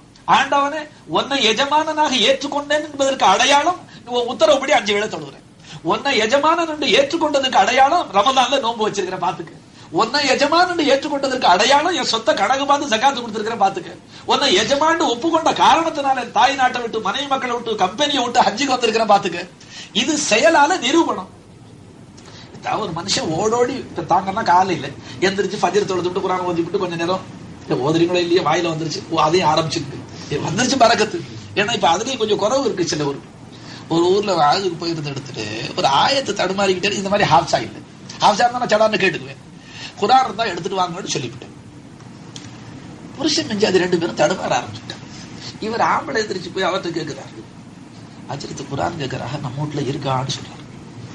அதுக்கு அவன் சொல்றா, இருந்துச்சே, உங்க பாபா செத்து போனதுக்கு பிறகு ஒரு லெவ வந்து ஓதுனாரு, ஒரு லெவ வந்து அந்த குரானை ஓதிக்கிட்டு இருந்தாரு, அது இருக்கத்தானே செய்யும் அப்படின்னு அவ சொல்றான். பின்ன அது எங்கடி போச்சுன்னு இவர் கேட்கிறாரு.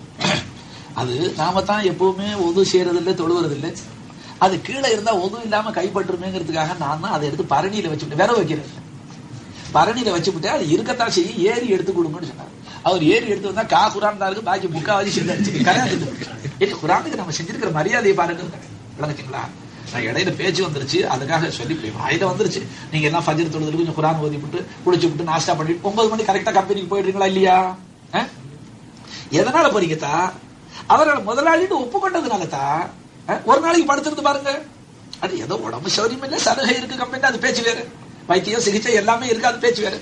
மாசக்கணக்கில் நீங்க தூங்கிக்கிட்டு நான் சும்மா தான் உட்காந்து சாப்பிட்டு இருப்பேன், முதலாளின்னு வாயால சொல்லிக்குவேன், முதலாளின்னு நான் ஏற்றுக்கொள்வேன், ஊரா சொல்லிக்கிட்டு விட்டாலும் அலைவேன். அவர் என்ன சொல்றாரு, நீங்க சொல்லவும் வேணாம், போர்டு போடவும் வேணாம், தபதிக்கு செய்யவும் வேணாம், நான் முதலாளின்னு. வேலை செய்யறதா இருந்தா செய்யுங்க, நீங்க வாயால என்ன முதலாளின்னு சொல்லவே வேணாம், வேலையால நிரூபிச்சா கூட போதும் சொல்லுவாங்க. அப்ப நாம இன்னைக்கு முஸ்லிம்கள் லா இலாஹ இல்லல்லாஹ்னு சொல்லி ஆண்டவனை எஜமானன் என்று சொல்லுகிறோம், அவனைத்தான் வணங்குவோம், அவனை அன்றி வேற ஒன்றை வணங்க மாட்டோம் என்று பறைசாற்றக்கூடிய நாமோ செயலால வணங்க இல்லைன்னு சொன்னா அவமதிச்சு மாதிரி ஆச்சா முதலாளி இல்லைங்களா? சொல்ற பாயிண்ட் வளர்ந்து. அப்ப நம்மளுடைய திருக்கலிமாவுக்கு நிரூபணம் அமல், தொழுகை, நோன்பு, ஜகாத்து, ஹஜ். இதனால்தான் இஸ்லாத்தினுடைய 5 பெரும் கடமைகளை கலிமா முந்தி ஒப்பந்தம், எக்ரிமெண்ட், அப்பாயின்மெண்ட் தான். அது என்ன வேலையில் அப்பதான் அல்லாவுடைய அடிமையா பதிவு செஞ்சு சேர்ந்துக்கிட்டோம். அதுக்கு பிறகு நீ அடிமையா, நிச்சயமா நீ அடிமையா இருந்தா உன்னை சோதிப்பேன்ட்டான்ல. ரமதான் வந்தா நோன்பு சொல்லுவேன், அடிமையா இல்லையான்னு தெரிஞ்சு போயிடும். தொழுகை இருக்கு, நீ எனக்கு அடிமை தானாங்கிறத 5 வேளை தொழுகைக்கு கூப்பிட்டு பாத்துக்குவேன், தொழுவுலன்னு சொன்னா திருட்டு போய் தெரிஞ்சுக்குவேன். இவன் என்ன நினைச்சிட்டு இருக்கிறேன், நான் அல்லாஹ்வை எஜமான்னு சொல்லி இருக்கிறேன். அட நீ சொன்னா அகில உலகம் சொன்னா, நீ சொல்லாடி அவன் எஜமான் தான் சர்வலோகத்துக்கு. நீ எஜமான்னு சொன்னதுக்கு அத்தாட்சி கூடப்பா, நீ தொழுது காட்டப்பா. அதனால தோழர்களே, மார்க்க வரம்புகளை மீறாது. ஏதோ சில மனுஷன் யானைக்கு அடி சேர்க்குன்னு சொல்லுவான். எவ்வளவு நம்ம காலத்துல நம்ம தக்குவா செஞ்சாலும் சமயத்துல சில தவறு நிகழத்தான் செய்யும். அதை கருணை கடலான ரப்பு பொறுக்க காத்துக்கிட்டு இருக்கிறான். எந்த அளவுக்கு இந்த திருக்கலிமாவை திருப்பி திருப்பி சொல்லிக்கிட்டே இருந்தா அப்ப புதுப்பிச்சுக்கிட்டே இருக்கிறோமா? அப்ப அந்த கலிமாவை திருப்பி ஒருத்தர் சொன்னதனுடைய நோக்கம் என்ன? வயசுல ஒருத்தர பறந்துட்டா இப்ப திருப்பி திக்ரு செய்யறோம்னா அதனுடைய நோக்கம் என்னன்னு கேட்டீங்கன்னா, யா அல்லாஹ் உன்னை எஜமான்னு ஒப்புக்கொண்டதுக்கு பிறகு மறுபடியும் மாறு செஞ்சுட்டேன். அப்ப நான் திருக்கலிமா மூலமா உன்னிடத்துல செஞ்சு கொண்ட ஒப்பந்தத்தை நானே முறிச்ச மாதிரி ஆயிடுச்சு. அதனால ரப்பே நான் மறுபடியும் உன்னை எஜமான்னு இப்ப புதுசா ஏற்றுக்கிறேன். இப்ப மறுபடியும் நான் புதுசா உன்னை எஜமான்னு முடிவு செஞ்சுக்கிட்டேன். அப்படின்னா என்ன அர்த்தம்? நான் மறுபடியும் இன்னுமே உனக்கு நேர்மையா நடக்கிறேன். அப்ப இது திக்ராக ஒரு 100 தடவை, 50 தடவை, 30 தடவை, மனுஷ சக்திக்கு தகுந்தாப்புல 1000 தடவை. ஒவ்வொரு மகான்கள் அஷரஃப் அலி மௌலானா ஒரு இடத்துல எழுதுறாங்க, சில மகான்கள் மூச்சை இழுத்து அடக்கிக்கிறதா, ஒரு மூச்சை வாங்கி அடக்கி தம்மு கட்டிக்கிட்டு 200 தடவை லா இலாஹ இல்லல்லாஹ் சொல்லிடுறாங்க. ஒரு மூச்சுல தான் நம்மளால முடியல, மூக்க பிடிச்சி ஒரு மூச்சு நின்றாலே திணற ஆரம்பிச்சிடும். சில பேர் தூத்துக்குடியில அந்த முத்து குளிச்சு எல்லாம் எடுக்கிறாங்க, மூச்சு அடக்கி 1/2 மணி 3/4 மணி நேரம் முடியுதா இல்லைங்களா? எமயமல ஷாரல சில தபசிகள் உட்கார்ந்து இருக்கிறான், ஒரு நாளைக்கு ஒரு மூச்சு தான் வாங்குறான், ஒரு மூச்சு தான் விடுறான். அவன் வயசு 400, 600, 600 வயசு வச்சு. ஏன்னா அவன் மூச்சுகளை சீக்கிரம் விடாம ரொம்ப ஸ்லோவா விட்டுக்கிட்டு இருக்கிறான். அதனால நீண்ட காலமா உட்கார்ந்து தபசிகள் சன்னியாசிகள் தான். அப்ப ஒரு மூச்சை வாங்கி சில மகான்கள் அடக்கிக்கிட்டு மறுமூச்சு விடுறதுக்குள்ள 200 தடவை லா இலாஹ இல்லல்லாஹ் சொல்றாங்க. அஷ்ரஃப் அலி மௌலானா எழுதியிருக்கிறாங்க ரஹ்மத்துல்லாஹி அலைஹி.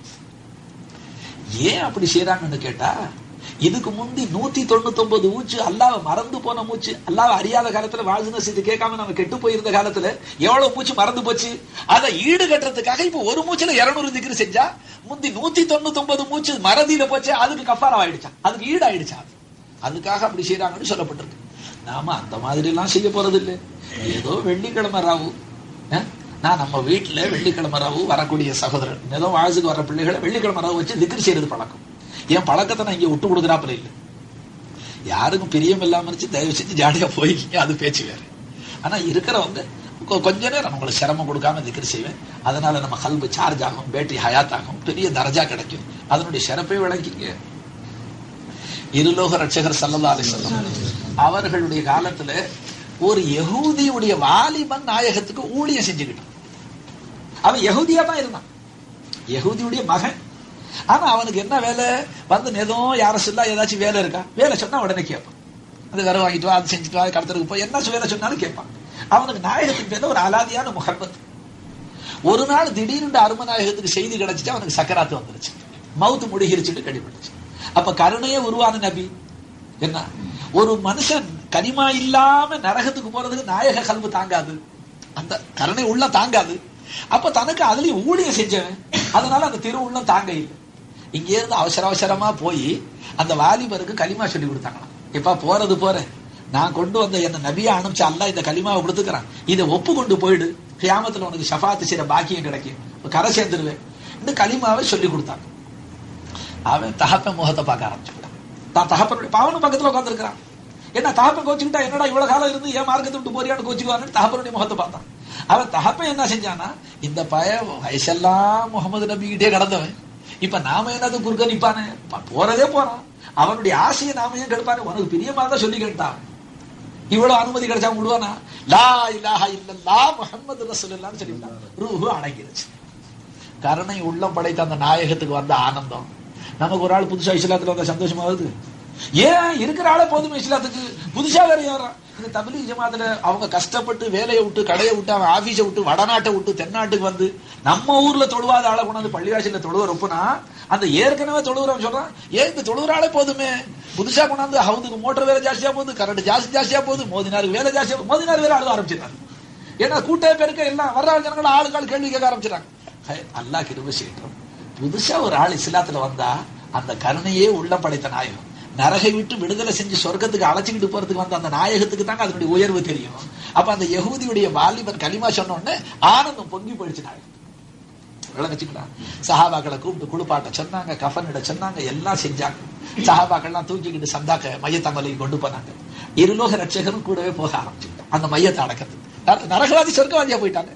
சந்தோஷம் வந்தது நாயகத்துக்கு, என் உம்மத்துல நரகத்துக்கு போறவர்னு சொர்க்கத்துக்கு வந்துட்டானே, ஆனந்தம் வந்துருச்சு நாயகம்.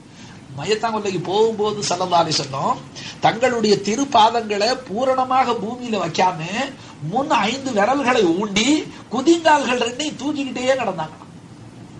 குதிங்கால தூக்கிக்கிட்டே நடந்தாங்களா சிரமத்தோட. அப்ப இத சஹாபாக்கள் பார்த்துக்கிட்டே இருந்திருக்கிறாங்க. இடையில மையத்து கூட போறதுனால பேசக்கூடாது. இப்ப நம்ம காலத்துல கூட ரொம்ப மக்கள் அதபு குறைவா, மையத்துடனே போவதா இருந்தா மௌனமாக திக்ர் செஞ்சு கொண்டே போகணும். அல்லாஹ் இடத்துல அந்த மையத்துடைய ஹக்கில துவா செய்யணும். நாம செஞ்ச அந்த திக்ர் ஸலவாத்துடைய சவாபை இந்த மையத்துக்கு கொடுக்கணும், ஹதியா செய்யணும். இந்த மாதிரி செய்யணும். மௌத்தா போயிட்டா அடுத்த நாளைக்கு இவனுக்கு வரலாம், அங்கே போய் உட்காந்துக்கிட்டு ஏன் அந்த வீட்டு சாப்பாடு எப்படி, அவன் இவன் மௌத்தா போய் இருக்கிறாரு 3 ஃபஜ்ஜாவுக்கு சோறு ஆக்குவான், மையத்து கூட போற சோத்தை பத்தி பேசிக்கிறான். அவன் ஆகிறதுக்கு முந்தைய நீ போயிட்டா ஏதாவது ஒரு மையத்தை அடக்க போறது என்னத்துக்கு, மையத்தை அடக்க போறது என்னத்துக்குன்னா அந்த உணர்வு தனக்கு வரட்டும். ஆனா இப்படி நமக்கும் ஒரு நாளைக்கு வரத்தானே செய்யும். குளிப்பாட்டுறது என்னத்துக்கு, குளிப்பாட்டும் போது போய் பாக்குறது என்னத்துக்கு, நம்மளையும் ஒரு நாளைக்கு இப்படி பலகையில வச்சிருப்பாங்களே, நான் சொன்ன அந்த அகந்தெல்லாம் அடங்கி போயிடுமே, இந்த வாயு உதடெல்லாம் நின்று போயிடுமே, இப்படி ஒரு நேரம் நமக்கு வருமே, இதை சிந்திக்கிறதுக்காக மையத்தா கொல்லைக்கு போறதும். அட நமக்கு முன்னால இந்த ஊடு என்னது ஒன்னதுன்னு சொன்னவன் இங்க வந்து படுத்து கிடக்குறானே, நாமளும் ஒரு நாளைக்கு வரத்தானே போறோம், இதுக்காகத்தான் தான் ஜியாரத்து செய்யறது. அதனால மையத்தாங்கொல்லையில உட்காந்து சாயா காப்பி குடிக்கிறது, பீடி சிகரெட் குடிக்கிறது, அங்கே உட்காந்து கொண்டகள்ல திங்கிறது மக்ரூஹுங்கிறது சன்மார்க்க தீர்ப்பு.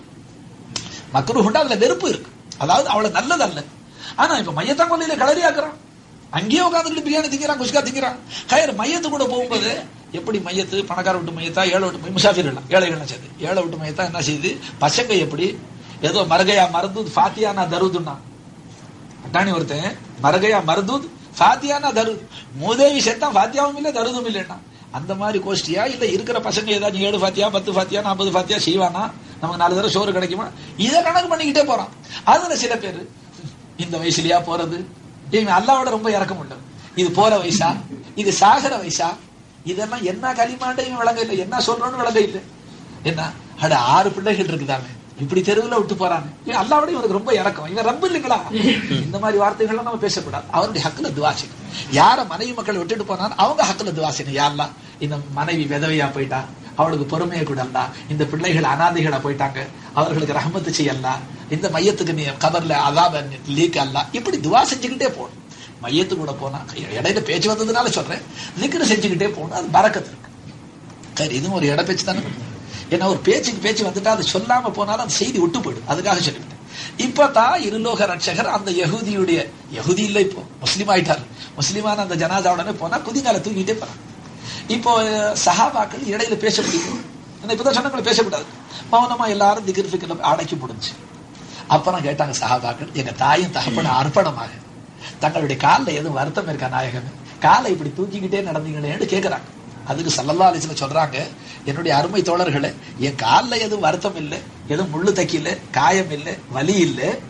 இந்த வாலிபருடைய ஜனாசாவை அடக்குவதற்காக இவர் கலிமா சொல்லிவிட்டாரு, இஸ்லாம் ஆயிட்டாரு. இவருடைய மையத்தை அடக்கிறதுக்காக வான மண்டலத்திலிருந்து மலக்குகளை ஏராளமான அல்லாஹ் அனுப்பிச்சு விட்டான். அவர்களுடைய நெருக்கடியினால நான் முழு காலம் வைக்க முடியலன்னு சொன்னாங்க. அல்லாஹு அக்பர். நீ இஸ்லாமா பிறந்ததை பத்தி இன்னைக்கு கை சேதப்படுற என்ன? நீ சொன்ன ஒரு பயம் வேலை கிடைக்கலன்னு சொல்லி இப்படி சொன்னான். வானாவுட்ல பிறந்தது நல்லா இருக்கும், நசீபு கட்டவன்.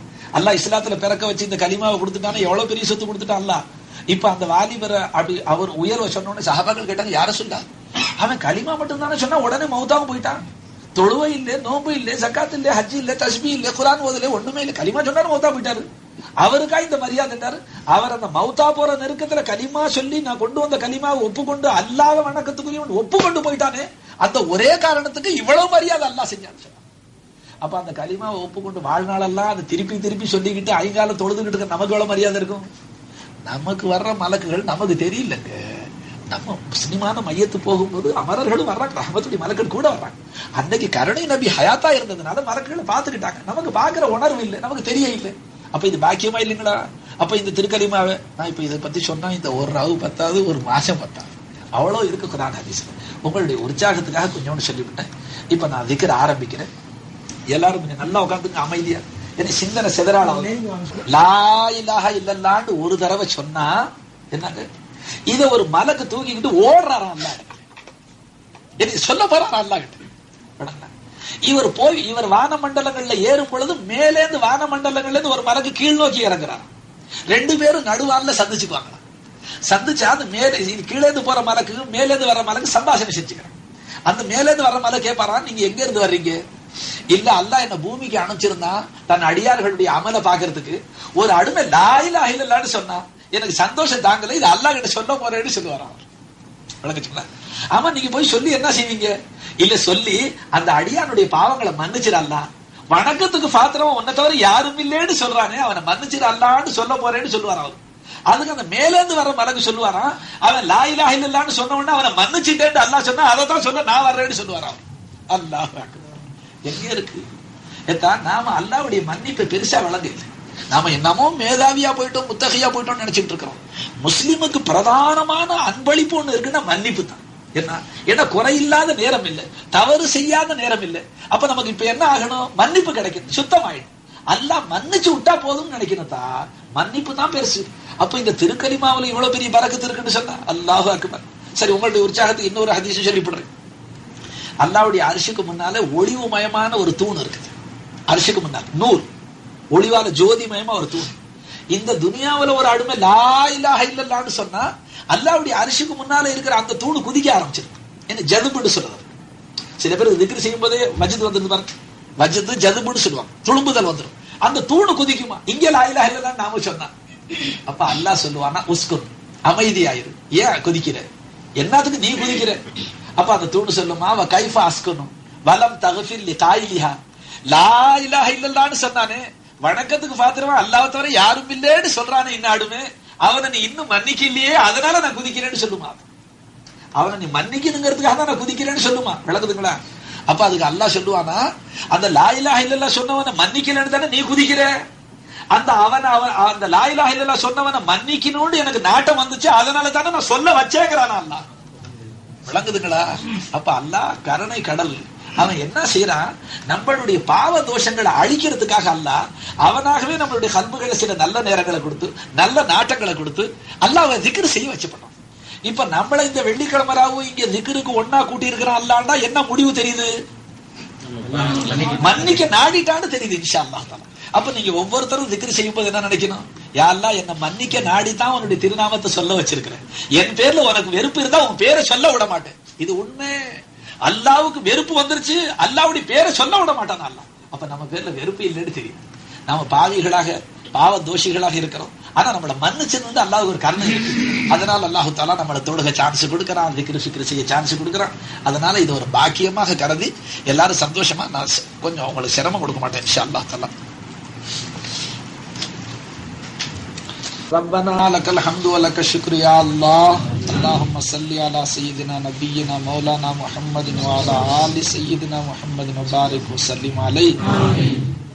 اللهم طهر قلوبنا عن غيرك ونور قلوبنا بنور معرفتك يا الله.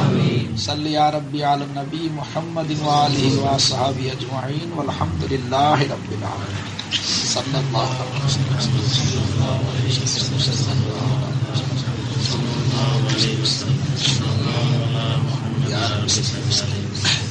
எல்லாரும் தோழர்களே ஒரே சத்தமாக, இது முன்பின் இல்லாம இணைச்சு, எல்லாரும் சத்தங்களோட சத்தம் இணைச்சு கண்களை மூடி வச்சு கல்ப போய் தொடராம.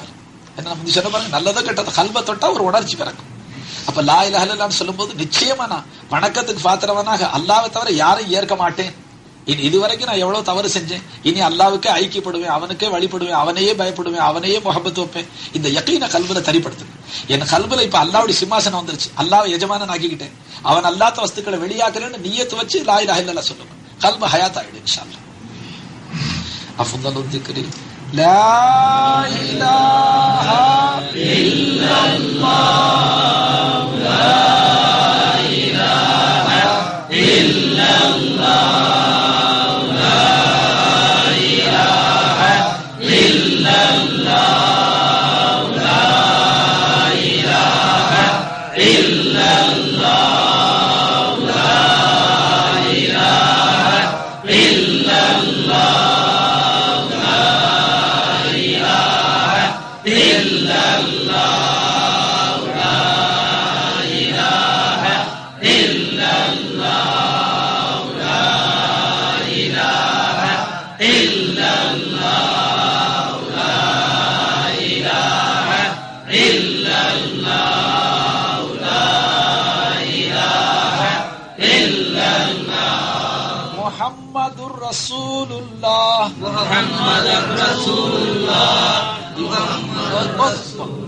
இப்ப அன்பர்களே தோழர்களே, அதாவது லா இலாஹ இல்லல்லாஹ்வுடைய திக்ர் செஞ்சு நிறுத்தும் போது முஹம்மது ரசூலுல்லாஹ்னு சொல்லணும், ஏன்னா கலிமாவை பூர்த்தியாக்கணும்.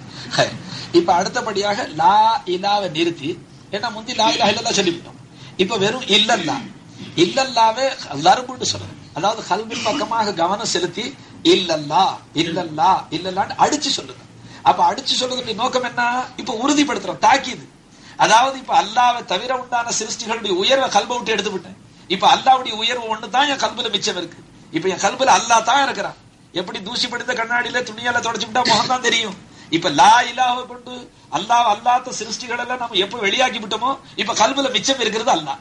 அந்த உணர்வோட இப்ப அல்லாஹ்வை தவிர யாரும் இல்லைங்கிற உணர்வோட சொல்லுங்க இல்லல்லா இல்லல்லான்னு அதுல ஆனந்தப்படுங்க. இல்லல்லா என்று தன்னை மறந்து கொண்டிருப்பாய் என் நெஞ்சமே, இல்லல்லான்னு சொல்லும் போது உன்னையும் மறந்துன்னு சொல்றாங்க அப்பா அவர்கள். கண்ணுகளை மூடி வைங்க, அல்லாஹ்வுடைய ரஹ்மத் வர நேரம் சிந்தனைகளை சிதற விடாதீங்க, உலக சிந்தனைகளை வர விடாதீங்க. அல்லாஹு தஆலா நம்மளுடைய கல்புகளை தான் நோட்டமிடுறான். இல்லல்லாஹ் இல்லல்லாஹ் இல்லல்லாஹ் இல்லல்லாஹ் இல்லல்லாஹ் இல்லல்லாஹ் இல்லல்லாஹ் இல்லல்லாஹ் இல்லல்லாஹ் இல்லல்லாஹ் இல்லல்லாஹ் லா இலாஹ இல்லல்லாஹ் லா இலாஹ இல்லல்லாஹ் முஹம்மதுர் ரசூலுல்லாஹ் முஹம்மதுர் ரசூலுல்லாஹ். இப்ப அன்பர்களே, நம்மளுடைய கல்புகள் இப்ப பரிசுத்தமாயிடும். அதாவது அல்லாஹ்வை தவிர மற்றும் சில வஸ்துக்களுக்கு உயர்வு கொடுத்திருந்தோமே, அதெல்லாம் இப்ப கல்பை விட்டு எடுத்து விட்டோம். இப்ப திருப்பி இல்லல்லாஹ் என்று கல்புல ஊர்ஜிதப்படுத்தி விட்டோம். அல்லாஹ் இப்ப எங்க கல்புல ஒன்ன தவிர யாருக்கும் உயர்வு இல்லை. ஒன்ன தவிர காசையோ பணத்தையோ வயலையோ வரப்பையோ எங்க உத்தியோகத்தையோ சொத்து பத்தையோ மனைவி மக்களையோ நாங்க எதையும் பெருசுபடுத்தக்கூடியவர்கள் அல்ல. ஒன்னையே நாங்க உயர்வா இப்ப கல்புல வச்சிருக்கிறோம். இப்ப எங்க கல்புல ஒன்ன தவிர வேற ஒண்ணுமே இல்லை நிச்சயமாக. இது நமக்கு தெரியாம போனாலும் கல்பு சுத்தம் ஆயிடுச்சு. நம்ம சொல்ல கொண்டு நம்ம சொல்லு கல்பின் பக்கம் கவனம் செலுத்தி சொல்லி இருக்கிறோம். இப்ப தோழர்களே, இந்த நிலையில கல்பை பரிசுத்தப்படுத்தி அல்லாஹ்வை கல்புல வச்சு அல்லாஹ் ஒருவனையே தான் வணங்குவோம்ங்கிற உறுதி கொண்டு அதற்கு பிறகு அல்லாஹ்வை கூப்பிட்டா அல்லாஹ்வும் உடனே ஏண்டு கேட்கிறான். அதனாலதான் இந்த லா இலாஹ இல்லல்லாஹ்வுடைய திக்ர் செஞ்சு பிறகு இல்லல்லான்னு உறுதிப்படுத்தி அதற்கு பிறகு அல்லாஹ்வை கூப்பிட சொல்றான். அதனால இப்ப நான் கடைசியாக உங்களுக்கு அல்லாஹு அல்லான்னு அல்லாஹ்வை அழைக்க இப்போ உங்களுக்கு நான் உத்தரவு செய்யும் போது நீங்க செய்யுங்க. அழைக்கும் பொழுது அல்லாஹ்வுடைய உயர்வையும் சிந்தனையில வைங்க, அவனுடைய பெருமையை சிந்தனையில வைங்க, தன்னுடைய பாவ தோஷங்களையும் நினைவுல கொண்டு வாங்க. கொண்டு வந்து என்ன நினைக்கணும்? யா அல்லாஹ், என்னுடைய தவறுகளை நினைச்சா உன்னை நாவு கூசுது ரப்பே. இவ்வளவு அநீதங்களை அட்டூழியங்களை உனக்கு மாறு செஞ்சனா உன்னை கூப்பிடுறதுக்கு தகுதிதானான்னு எனக்கு சமயத்துல மனம் கூசுது அல்ல, நாவு கூசுது ரப்பே. ஆனாலும் நீ கருணை கடலா இருக்கிறதுனால, பாவிகள் உன் பக்கம் தௌபா செஞ்சு வரும்போது அவர்களை அணைக்கக்கூடிய குணம் படைத்தவனாக நீ இருக்கிறதுனால உன்னுடைய ரஹமத்தை ஆதரவு வச்சு நானும் வாசலுக்கு வந்துட்டேன் அல்ல. லா இலாஹ இல்லல்லான்னு சொல்லிவிட்டேன் ரப்பே, இல்லல்லான்னு நான் உறுதிப்படுத்திக்கிட்டேன் அல்ல. நிச்சயமா உன்னை தவிர வேற எஜமானன் இல்லை, என் பாவங்களை மன்னிக்க கூடியவனும் உன்னை தவிர யாரும் இல்லை. வலம் யோஃபிர் துனூப இல்லல்லாங்கிற அல்லா, பாவங்களை மன்னிக்கிறவனும் அல்லாஹ்வை தவிர யாரும் இல்லைன்ட்டு அல்லா. அதனால இப்ப நாம அல்லா இடத்துல யா அல்லாஹ், நாங்க ஒன்ன அல்லாத்து வேற ஒன்றை கூப்பிட எங்களுக்கு உரிமையும் இல்லை, உன்னையே தான் நாங்க கூப்பிடணும். நீ குர்ஆனை கொண்டு கத்து கொடுத்த முறை உன்னுடைய அருமை நபி ஸல்லல்லாஹு அலைஹி வஸல்லம் அரும்பாடுபட்டு இரத்தம் சிந்தி ஒன்னை தான் எங்களுக்கு காட்டி கொடுத்தாங்க அல்லா. எங்களுடைய வாழ்வு உன்னுடைய கையில இருக்கு அல்லா. அதனால உன்னுடைய தயவுல நாங்க வாழ்றோம், உன்னையே நாங்க அழைக்கிறோம் ரப்பே. எங்களுடைய துவாக்களை நீ கபூல் செய், எங்களுடைய அழைப்பை கேட்டுக்க அல்லா, எங்க தேவைகளை பூர்த்தி செய். யாருக்கு என்ன தேவையோ ஹலாலான தேவை மனசுல வச்சு இப்ப அல்லாஹ்வை அழைக்கும் போது நீங்க உருக்கமாக அழைக்கணும். அல்லாஹ்வை அழைக்கிற முறை அல்லாஹ் சொன்னது பயந்தவர்களாகவும் ஆதரவு வைத்தவர்களாகவும் கூப்பிடுங்க. பயமே அதிகரிச்சு போனாலும் கூப்பிடும் போது உனக்கு நம்பிக்கை இல்லாம போயிடும். ஆதரவு வச்சுக்க அல்லாஹ், உருக்கமா கூப்பிடுங்க அல்லாஹ். அல்லாஹு அல்லாஹ் அல்லாஹு அல்லாஹ் அல்லாஹு அல்லாஹ் அல்லாஹு அல்லாஹ் அல்லாஹு அல்லாஹ் அல்லாஹு அல்லாஹ் அல்லாஹு அல்லாஹ் அல்லாஹு அல்லாஹ் அல்லாஹு அல்லாஹ் அல்லாஹு அல்லாஹ் அல்லாஹு அல்லாஹ் அல்லாஹு அல்லாஹ் அல்லாஹு அல்லாஹ் அல்லாஹு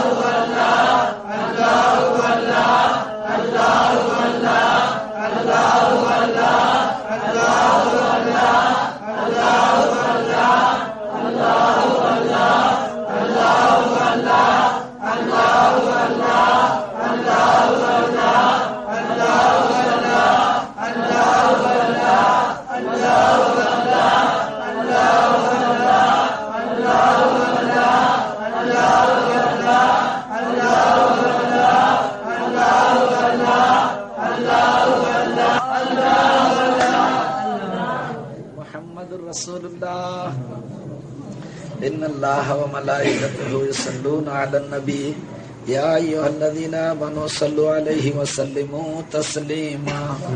அல்லாஹும்ம ஸல்லி அலா சய்யிதினா முஹம்மத் வ அலா ஆலி சய்யிதினா முஹம்மத் வ பாரிக் வ ஸல்லிம் அலைஹி. அன்பர்களே, சலாம் சொல்லி துஆ ஓதிக்கணும். ஸல்லல்லாஹு அலைஹி முஹம்மத் ஸல்லல்லாஹு அலைஹி வஸல்லம் ஸல்லல்லாஹு அலா முஹம்மத் ஸல்லல்லாஹு அலைஹி வஸல்லம் ஸல்லல்லாஹு